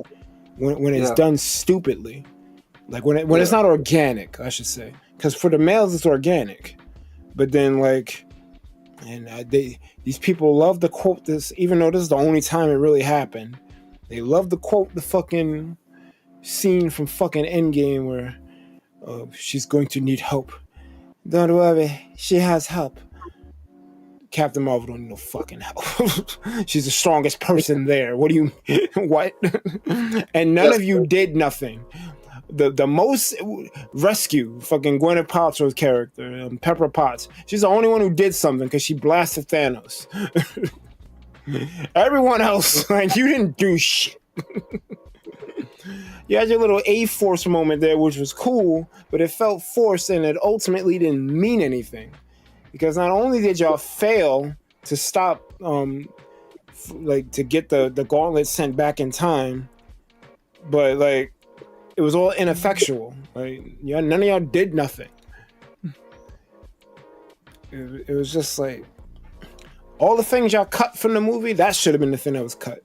They had a deleted scene where Tony Stark goes to the Soul Plane, wherever. You know, when you get the Soul Stone and you can talk to, I guess, whoever. I guess your soul gets put into the stone. That's why you can't come back. And there was a deleted scene where he talks to his daughter, but she's grown up. And that scene was cut. They also cut another scene where everyone takes a knee on the battlefield when Tony dies. They cut that because they thought, well, this one was more reasonable because they thought the slow panning scene of everyone at the compound was better. But I think it would have been more poetic if at the time, because especially seeing Cap's reaction, because that was a payback to what Captain America originally told him. Steve told him, you're not the guy who will make the sacrificial play, the one who crawl on a wire for another guy. And Tony said, I think I would just cut the wire. But this time he didn't cut the wire. He crawled on that bitch and said, I am Iron Man. Hell, what the fuck? And save the fucking universe. So it's like seeing Steve's reaction to that and then him taking the knee, I felt was more powerful than just him looking somber in a black tuxedo. Because they're still on the battlefield. They're dealing with this shit fresh. Like, oh shit, he just died? No time to think about it. I felt like that would have been more impactful, but I don't get paid $1 billion to make a movie, so maybe what the fuck do I know? But yeah, they didn't do their due diligence, and I hate it. I hate it so much because there was so much wasted potential. I said I wasn't going to do this, so I'm not going to do it. But just know that I really wanted everything that they established at Phase 4 to make sense now in Phase 6. And they pretty much didn't do none of that during Phase 5. nothing has continuity. Mm. Oh, Shang-Chi was in Phase 4. That counts as a banger. So you had Shang-Chi, you had Guardians 3, and Deadpool and Wolverine. And then WandaVision, Loki, and Daredevil as your standout shows. I would include What If, but What if they kind of fucked up that, because they say it's canon, but none of what they did in What If is translating to the MCU. So I just see it as a side story. And I would put X-Men 97 in, but it seems like this is a different X-Men than what's going to be on the silver screen. Like this, X-Men 97 is more a continuation of the old series, which is cool. Great. But how does that translate to the rest of the MCU?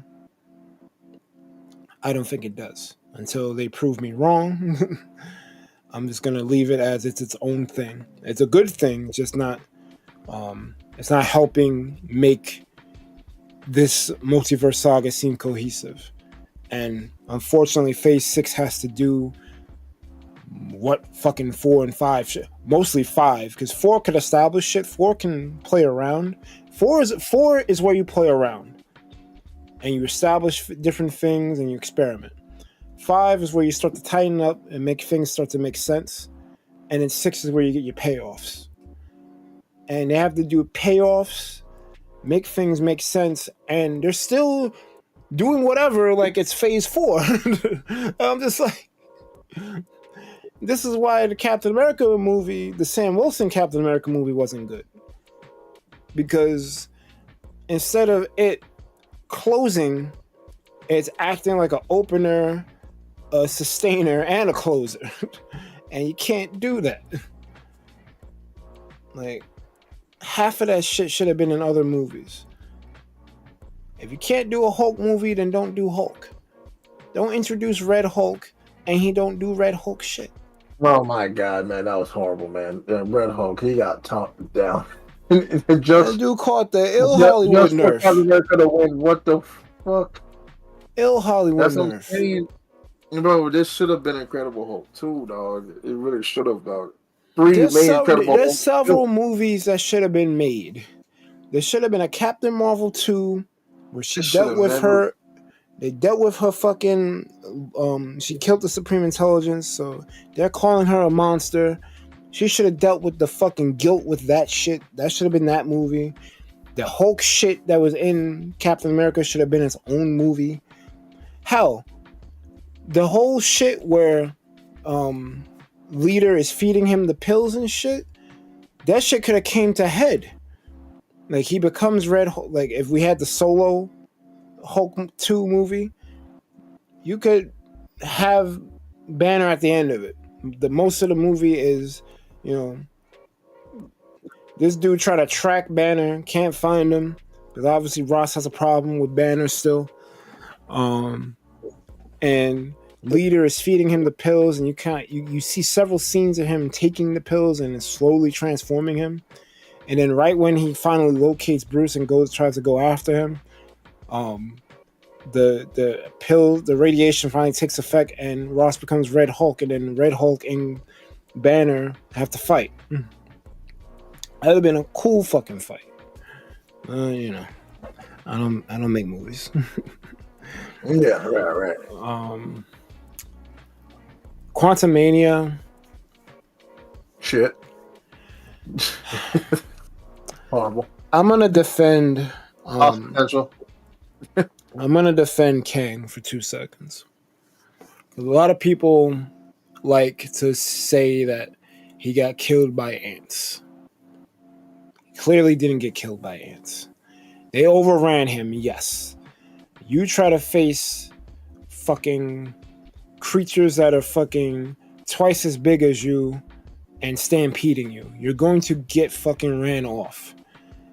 He got sent off screen, and the next scene he was back ready to throw down with Ant-Man. He beat those ants. He didn't lose to ants.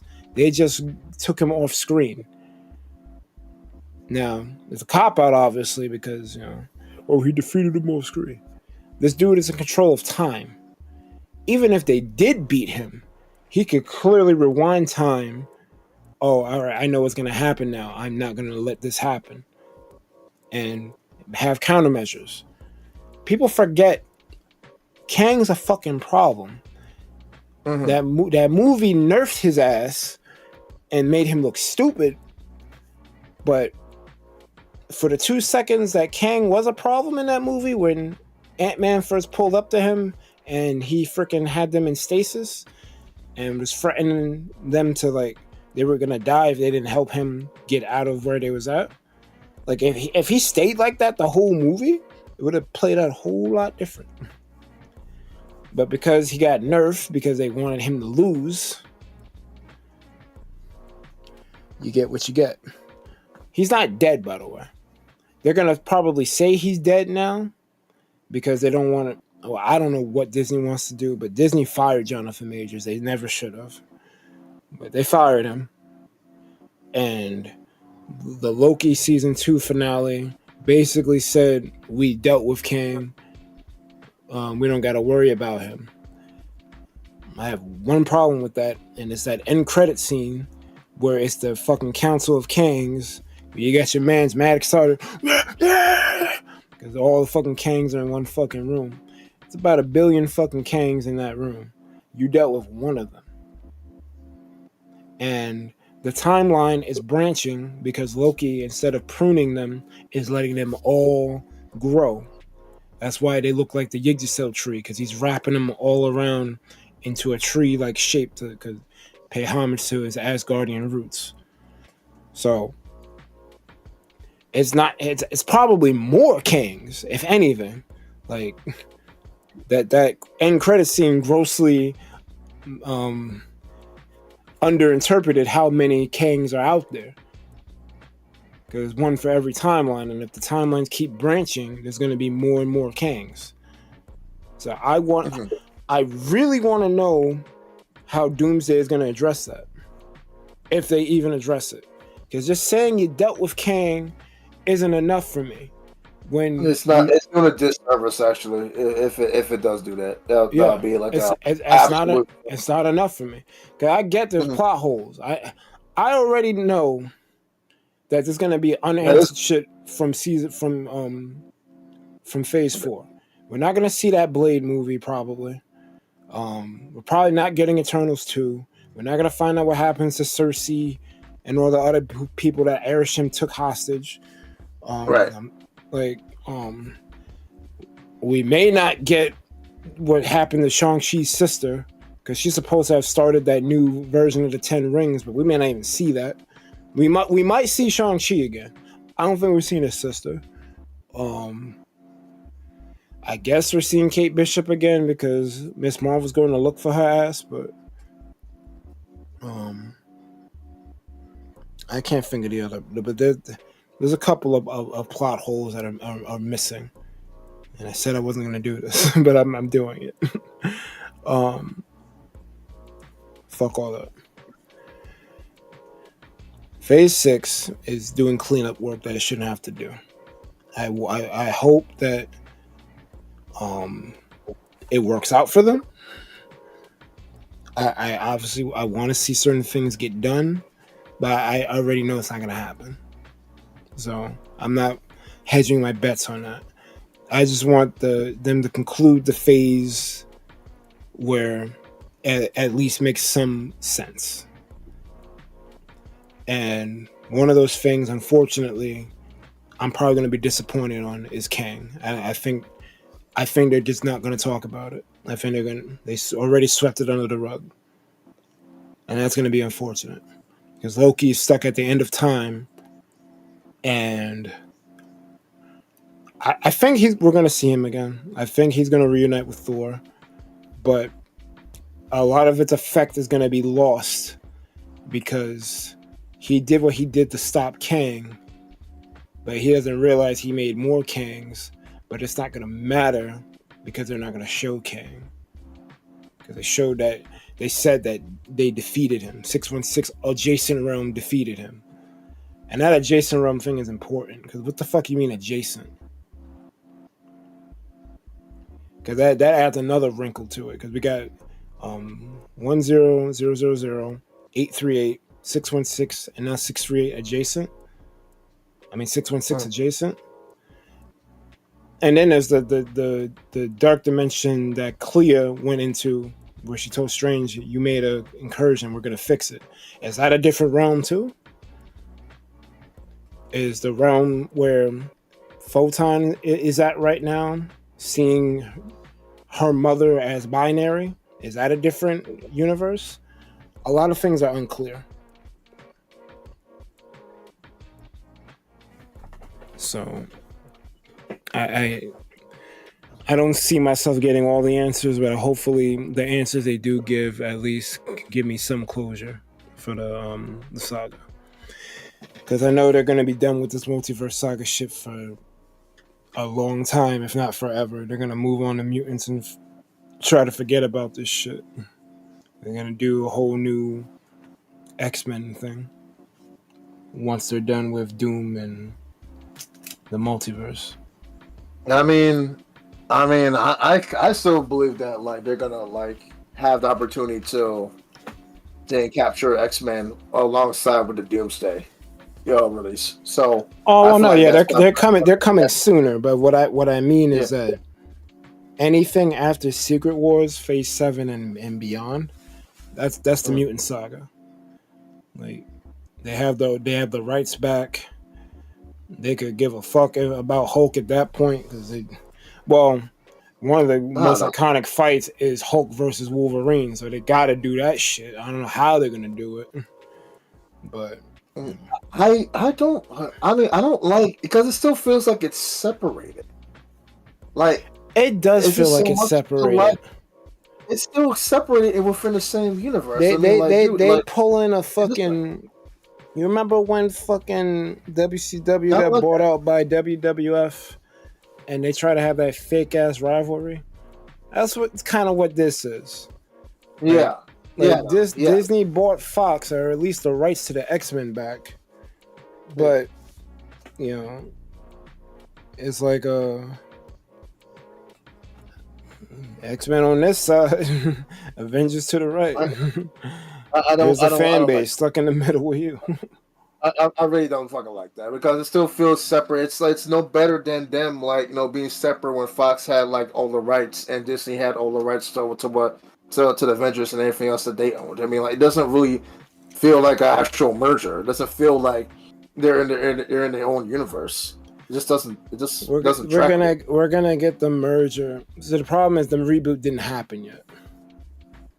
The reboot is Secret Wars, but because everyone wants fucking the X-Men so damn badly, and they scooped the pooch so damn bad, Disney, they have to bring them out sooner than they plan to. I always thought they were gonna do like the cameo thing, but I think they're gonna do like a full bring them in. Well, the old actors are coming in for one last hurrah. Because Ian McKellen's and Patrick Stewart's they're coming back to reprise their role. It's like a thank you to Fox because I think Feige worked on the X-Men films, and now he's in charge of the MCU.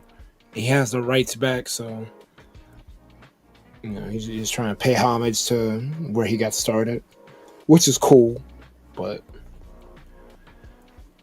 I just the whole love letter thing. I mean, I just really feel like it can be more of. I mean, why not just have like a much bigger love letter than having okay, I know we're waiting for Secret Wars, right? The mutants are coming in sooner than later. Cool, but instead of doing this whole love letter thing, because Deadpool Wolverine was technically a love letter already. That was a love letter for sure. That was definitely a love letter already. Do we need a second one? Why not? Why not just? That is the problem. Secret Wars. Well, not Secret Wars. Doomsday is going to be another love letter, and I don't know if I'm gonna like that or not. We'll see what they do. You'll see. Yeah, time will tell. But like, I just don't do the whole separate thing. I mean, like we kind of like already had a taste of that separation with Sony, and like like how they like this is just for example, right? The Spider-Man movie with the 3 Spider-Mans, that was the third one. Yeah, No Way Like Home. they're missing No Way Home. They're missing the mark with having Venom actually like doing something instead of he came inside MCU just to have like a drink and to leave some Venom behind. That was a throw. That was it wasn't Disney. That was Sony trying to play like. Oh, that was stupid as fuck. Venom's in the MCU, guys. Look, that was Sony trying to pull a fast one. I don't think Disney had ever planned for Venom, at least not yet, to be a part of the MCU yet. Like, I mean, like, would it kill for them to actually like have like a particular battle with one Spider-Man, or like, I mean, he'd probably get his ass whooped with 3, but like, like at least let's have a one-on-one battle with one of the Spider-Mans, or like Tom Holland Spider-Man, like against Tom Hardy's Venom. That would have been awesome. It would definitely have made up for not having a Spider-Man in Let There Be Carnage or anything like that. But and I know that was like a completely old Venom thing, but again, I'm talking about missing the mark. You gotta remember something. Yeah, Sony didn't make any of those movies for the love of the character. They made them so they could keep the rights and try to earn as much money off the IP as they could or can. So they couldn't earn. They could earn like a lot of money for like Venom, like fighting and then like doing like a potential team up with one of Spider-Man's in No Way Home. Well, they're greedy. They want to make the movie themselves and make all the money. Yeah, Sony needs to get the fuck up out of here. That's the problem. Instead of just letting Disney rock and make the movies that they want to make, they're playing hardball or trying to ask for more money because they can. They have the rights. Like it's a fucked up situation that Disney is in when it comes to Spider-Man. And Spider-Man is one of the most popular superheroes.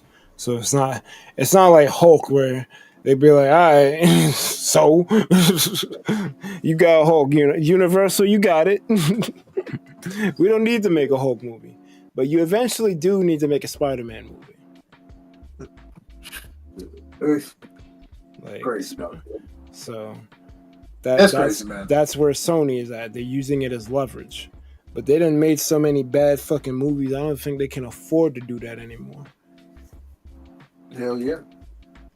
So I think, unless they want to prove me wrong, I think eventually they're just going to give up and come to some agreement.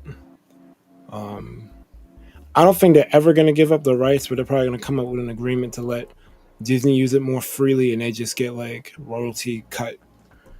Because I don't think there's no point in them making more movies that are just going to bomb, especially if they're going to do more shit like Madam Web.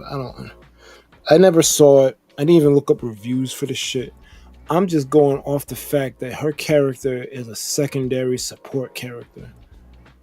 Like, she's like Aunt May. Like, you don't make an Aunt May movie. Like, what the fuck are you doing? Like, you make a whole movie based off of this character, and she's not even old. They use a younger version of her, I guess, to get people horny so they go watch the fucking movie. But like, no. You don't do this. I guess they thought, oh well, people aren't gonna like the villain movies. What if we base it off a hero? No, stupid. We don't like these movies because Spider-Man is not in them. Not because you're focusing on bad guys versus good guys. Like, the fuck, bro? Like, we shouldn't have to explain this to you.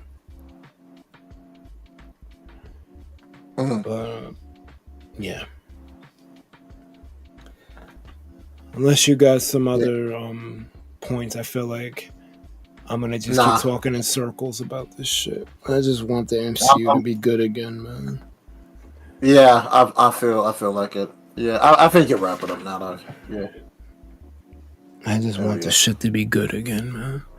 And it's good. Like Daredevil's good. Daredevil and Wolverine. I mean, Deadpool and Wolverine was good.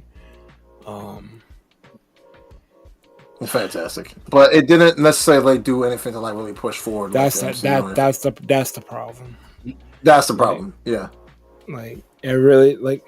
Well, it kind of did in a way that we may not realize until Secret Wars comes out, because I think the Void is gonna be the battleground that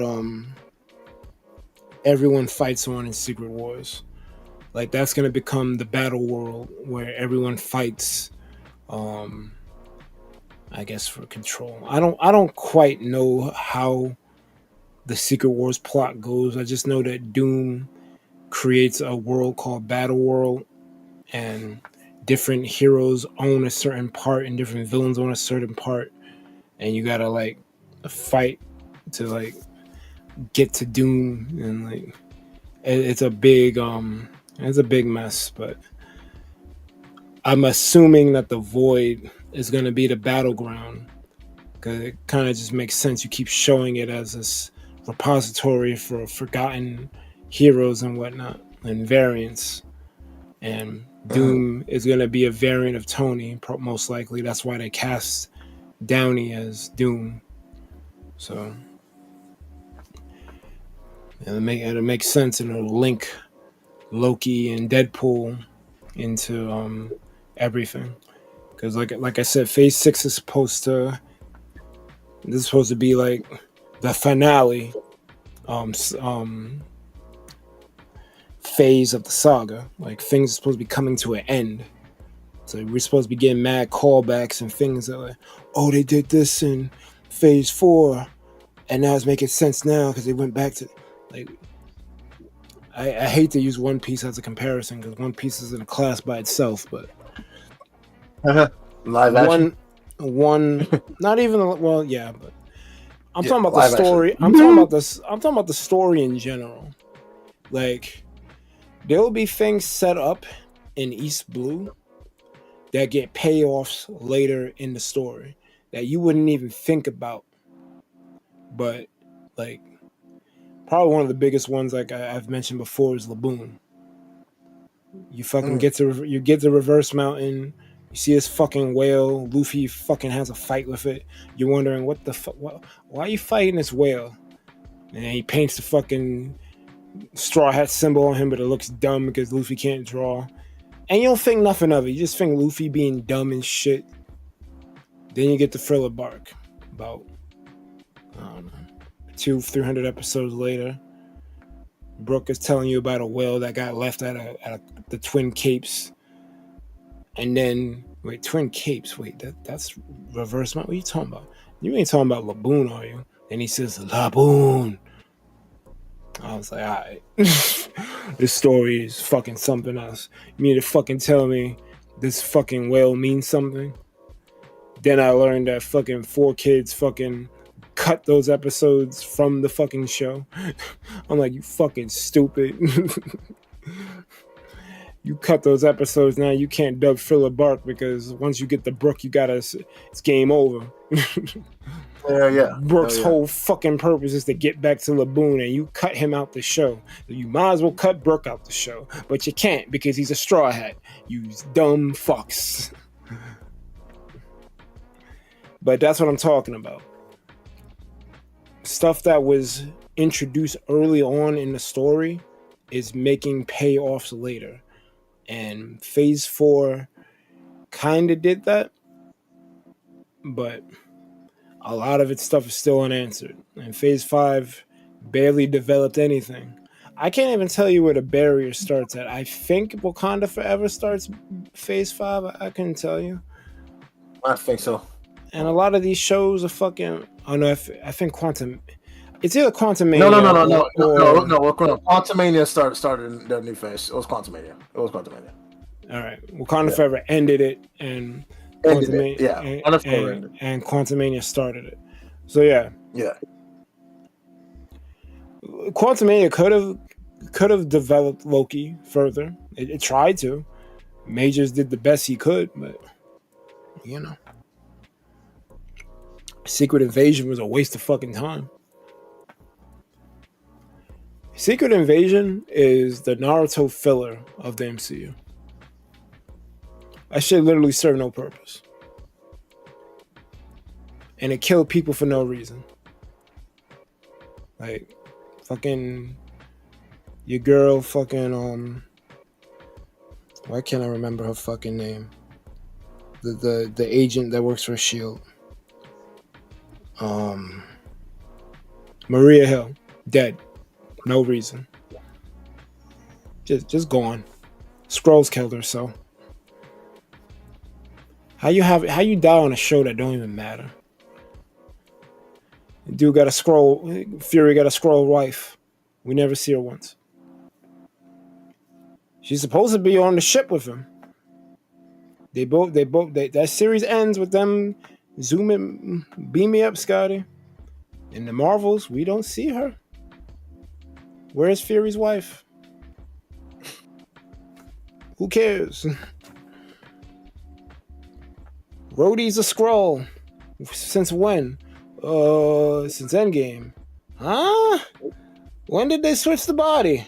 Don't worry about that. He was a Skrull since. Alright. And I don't know if Ross is dead or not. I don't know if that was a Skrull or Ross. I guess he's alive. Yeah, that was. Yeah, that was weird. That was weird because I don't even know if Ross was even like Ross. Yeah, I don't even know that wasn't the real Ross, but like we don't know where the real Ross is at. Then your girl Okoye pulls up to Ross, so I'm like, I don't know. Secret Invasion was kind of wonky. I mean, like especially the very end, things kind of fell flat. It could have been good. I saw a video from Screen Crush that tried to make the argument that maybe it should have been a whole phase where you deal with different Skrulls taking places within the Avengers and the U.S. Army, and you got to deal with espionage and shit. That would have been cool. I would have been fine with just a movie where they deal with them and then, it's done with. Or maybe a multi-season show. But what they did, it was just not good. It didn't matter. There's repercussions to what happened, but they ultimately don't matter. Okay, Maria Hill's not going to be in any more movies. Okay, cool. She wasn't that great of a character anyway. You didn't need to kill her. You could have just not used her. You could have not cast her and things, but you kill her. Like, why? For fake stakes? It doesn't matter. Killing Ross? Why? He's a lovable character. Why? It doesn't do nothing. And then this dude becomes the Super Skrull, Gravik, but then he gets killed by Gaia. And Gaia is basically Captain Marvel plus. How are we losing to anything? How is Earth losing to anything? Bring it. We got 2 Captain Marvels. How do we lose? Where are the stakes? Where are we going with this? It's like they made that shit without thinking about the repercussions they would have on the rest of the fucking series. And they used to not do that. There was a little more thought that went into shit.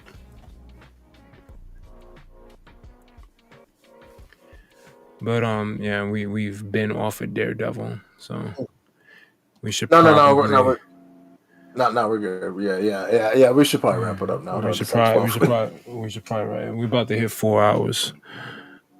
I'm keeping it a buck with you. I did not expect us to go this long. We definitely gotta rein it in next time. We did have a lot to talk about. Maybe not do 4 topics. No. You can do top 4 topics. Just like keep it like at a time convenience. Yeah. And of course limited. I mean, like I know like the talk's gonna go forever. Like that Nintendo talk was like way too long. But I understand. It was kind of like I did not expect it to be that long. It was kind of like a topic and then like a Q&A segment at the same time, like kind of combined in a sense. But yeah. But anyway, I'm out to head out. Yeah. All right, so where can we find you, Jay? All right, well, you can always find me at JG Media Games Discord server and its unique gaming social media platforms. So creativity starts with you, one imagination at a time. And if you want your creative fix, you can always head on over to jgmedesigns.com. Your boy got you with the looks and the uprights for every single thing that is arts, logos, graphic designs, illustrations, commissions, original works. Just let me know what you want, and I can help you get yourself on track and whatever you need. Mm-hmm.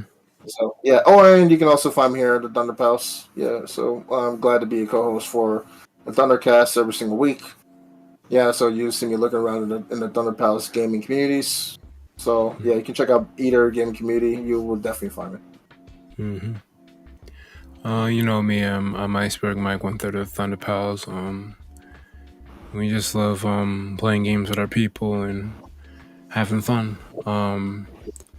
Had some heated debates, but at the end of the day, it is what it is. People gonna do what they do.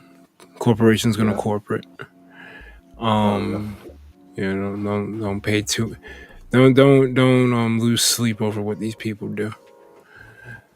But that being said, we're gonna end here. Let me know in the comments once this stream becomes a VOD what you think about what are your favorite Sonic songs? What do you think about ours? Do you play Magic? Do you care about the Tarkir Dragonstorm set? You just play Commander and don't really care like me. I barely care about what comes out. Does it work for Commander? It does? All right, maybe I'll look into it. It's kind of where I'm at now because I've been burned so many times by Magic the Gathering. It's not even funny. What do you think about the Mario Kart Direct or Nintendo in general? Like, the market conditions getting to you. You don't think you can get the shit. You want the shit though anyway. Like, let us know what you think, and obviously let us know what you think about Daredevil and the MCU in general. Next week we'll be talking about Andor most likely. I'm gonna try to watch Penguin. I can't make promises on when I'll complete that, but within the next, let's say 2 weeks, I'll try to watch it. If it's only 8 episodes, I should be able to do one or half or one per day. Like, I'll just try to watch it piecemeal, try to get it done so I can discuss it with y'all. Cause y'all seem more excited about Penguin than y'all did Daredevil, which is Marvel's fault, to be honest, because Marvel hasn't really put out anything to be excited about for a long time. Like, at least this excited, because like I said, Deadpool and Wolverine was good, but I could see where people may have not liked it. But like, I don't see where the hate for Daredevil could be. Like, it's basically season 4 of the Netflix show. Like, yeah, I'm saying though. Like, this is what y'all wanted. You got what you wanted. That's the shit. That's the shit I don't get. When a company gives you what you've been asking for, why are you mad? You don't have a leg to stand on. They gave you what you wanted. They could have not. Oh, you took out this character. We could have not had Foggy or Karen. Could have not had them. Foggy. You're gonna whine that they're throwing. But throw now, it out. They throw Foggy. Throw it out. I'm saying, like, you got what you wanted. You can't be mad. I can't. That's why I can't be mad about Kart. I got what I wanted. I wanted this game. I didn't know I wanted 3D Mushroom Kingdom that you could walk around in. But we don't hate Kart. We don't hate Kart. No, I'm just well, y'all don't hate Kart, but there are people who are like upset about this game, and I'm like, well, I don't know if they wanted this type of game. I know I did. I can't within. I'd be a hypocrite telling you fuck this game because this is what I've been wanting. Yeah, teach his own. That's all it is. Like, you know, it's great. It's innovative. Like, I would definitely say that. Yeah. Like, you know, like it's going to be a step in the right direction. It's always going to be a step in the right direction because Nintendo always excels at innovation. But like just. I know y'all have your misgivings about it. I don't want to get into that again. I'm not gonna say it's bare minimum. I'm definitely not gonna say it's bare minimum. But it's just like, you know, nothing like that I'm saying so far justifies it for everyone like going Google Gaga over it, and then you're ignoring the big elephant in the room that, like, you know, about the price tag. I don't get how people are like okay, like we should be happy about this. No. Especially when other AAA games, okay, go ahead. Like, especially when other AAA games, they release above and beyond top tier sequels, and they still are like either the same price or just like probably like a little bit more than the sequel. Like when it comes to releases, if it is because it's a next gen console, I guess I can give that as a pass. But other than that, not like. I mean, like, you know, if I don't know, Chief, about that. I don't know about that though. Like I said, I didn't want to get into the whole minutia again. I'm just saying, from my standpoint, since I've wanted a game like this, I can't, with good conscience, say like, nah, I'm not excited for this. I wanted this. I didn't think I was gonna get it in this form. It's gonna be great. It's gonna be. But I'm like, I'm excited for the concept. I'm not excited for the price tag. I don't. I wish there was more to it than that. Like, I wish, like, if you're gonna say what it is, say what it is. Like, because be realistic. Like, all right, $80. All right, whatever. Is that really your reason why you? All right, then just save a little bit more. Like, if you're gonna, if you want to play it, this is the asking price. Nintendo's not gonna change it. Y'all spam dropped the price on these motherfuckers, and it hasn't budged. They raised the price on accessories. Good work, guys. Good work. Yeah, we did it, guys. We did it. But like you said before, if it is like the next generation, I guess I can give it a pass for that. But it's the next gen. It's the next gen. Yeah, if it's next, it's not gonna feel next gen. Probably. It's not, dog. I'm telling you, it does not. Because the Switch 2 is doing things that the current gen systems do better. So that's what I'm saying. Okay, all right. But I conceded this to you. The Switch 1. The Switch 1. I conceded this to you. I told you that the Switch 1 should have had the specs that the Switch 2 had. I said this. Yeah, I conceded that. What I'm mad about is that you're it's like you want to dogpile hate on the shit because you don't feel Mario Kart is a system seller, or you don't like it, or whatever reason. But you're just like, all right, well, it's not a system seller. Bring out Smash, that's a system seller. All right, but maybe Smash isn't the system seller for someone else, just like Kart ain't the system seller for you. Like, you can't. I'm gonna say one fact. I'm gonna piggyback off what you're saying. Okay, I don't mean to interrupt. Look, go ahead. We need to wrap up.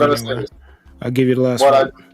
What I don't agree about the whole system seller crap, like that was said before, is that I mean, it may not be the necessary go-to game at launch, but this Mario Kart is a go-to game.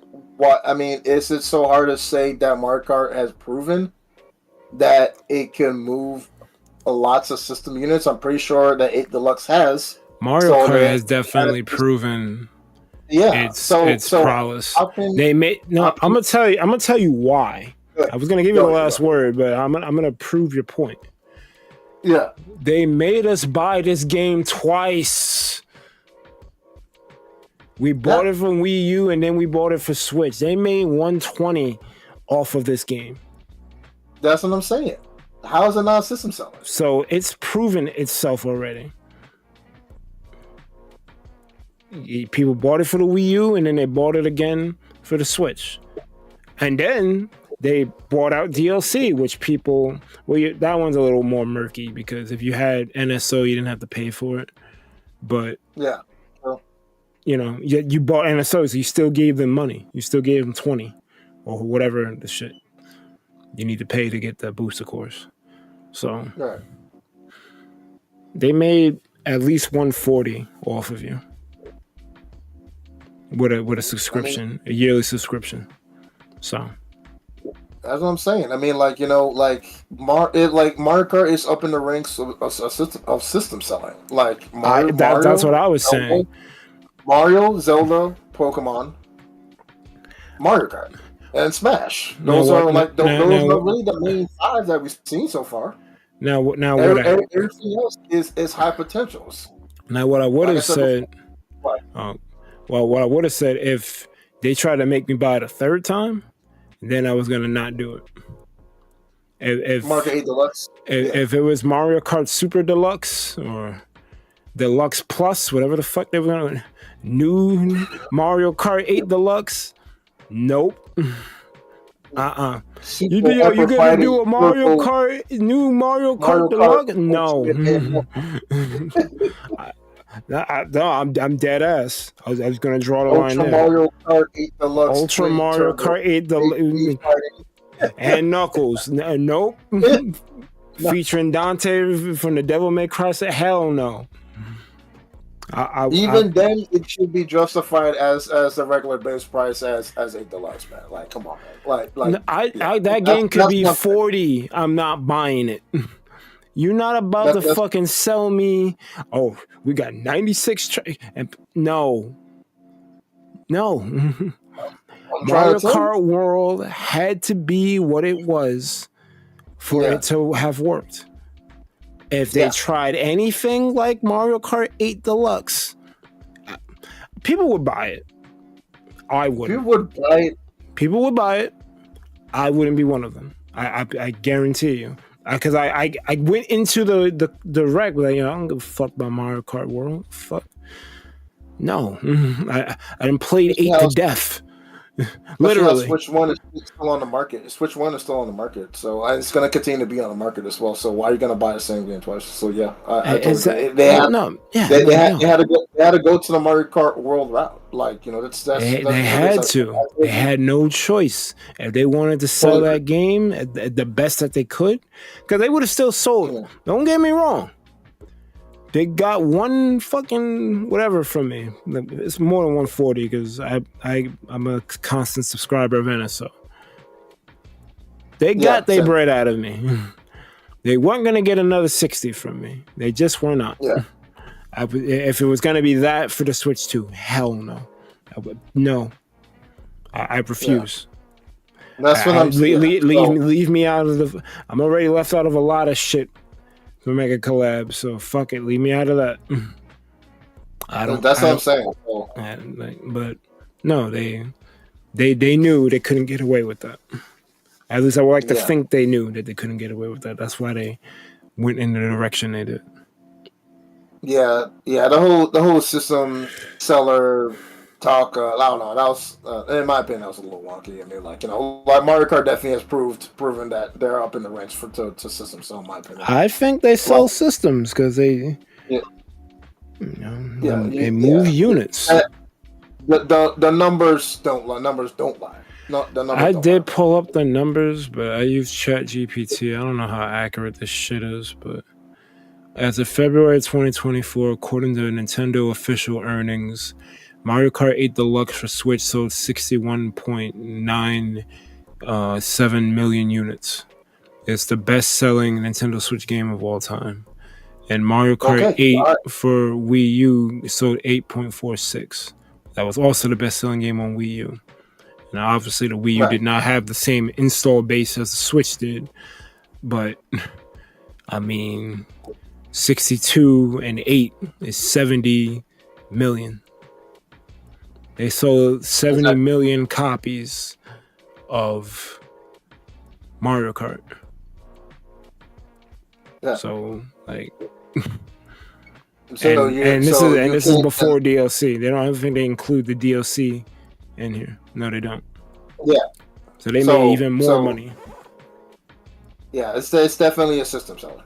It's gotta be. It's gotta be. It's among the top tier ranks. It's among the top tier ranks with Smash. It's among the top tier ranks with a 3D Mario game or a 3D Zelda game. Like and a brand new Pokemon game, in my opinion. It definitely is. Pokemon, you can't tell me Pokemon don't move numbers. You can't tell me that Zelda don't move numbers. You can't tell me that 3D Mario don't move numbers. Wonder move numbers. I just and that was a 2D. It was 5D. It felt Mario disingenuous to dogpile on Mario Kart. Oh, this is the only game for 2 years. Like, no, like, you know that's not true. ZA is coming. Now, obviously, ZA is a Switch game, a Switch 1 game, but when you know the 2 is coming, why would you play it on inferior hardware? Yeah, you can't get mad at graphics at that point. Yeah, exactly. Like, graphics isn't everything either. By the way. It's not, and I don't care. But like, you can't complain that a frame rate is bad or graphics is bad if you're gonna play it on inferior hardware because you know it's coming out for the Switch 2. Exactly. And even if you don't want to use RCS as an example, you know Gen 10's coming. You know Gen 5 remakes are coming. So like, exactly. Like don't do that. Mario Maker's coming. Splatoon's coming. I don't know about ARMS. I think ARMS is done. Mario's coming. Zelda's coming. I don't think F-Zero's coming. They could prove me Splatoon, wrong. Yeah, I would say, we totally forgot about Splatoon. Splatoon, like, did that move systems? Or no? I don't think Splatoon. I don't think Splatoon is a system seller, but it does have a strong fan base. I'll call it a B tier. It's a strong fan. Okay, all right. So that falls under high potential with Animal Crossing and Metroid and all the other games. It falls under high potential. Yeah, that's all it is. It's system sellers and high potential is the tier that's below it. I think Spinza tried to correct me and say Metroid and a system seller, but people are excited for Prime 4, so I don't know. We didn't say that it was a system seller. We just said it was a high. Well, I did. So I would argue Metroid should be a part of it. That shit is like Nintendo's big three: Mario, Zelda, and Metroid. What's another series that's on that tier? Pokemon. Well, yeah, but Pokemon is an anomaly because it's not. It's Nintendo, but it's in its own camp. All right.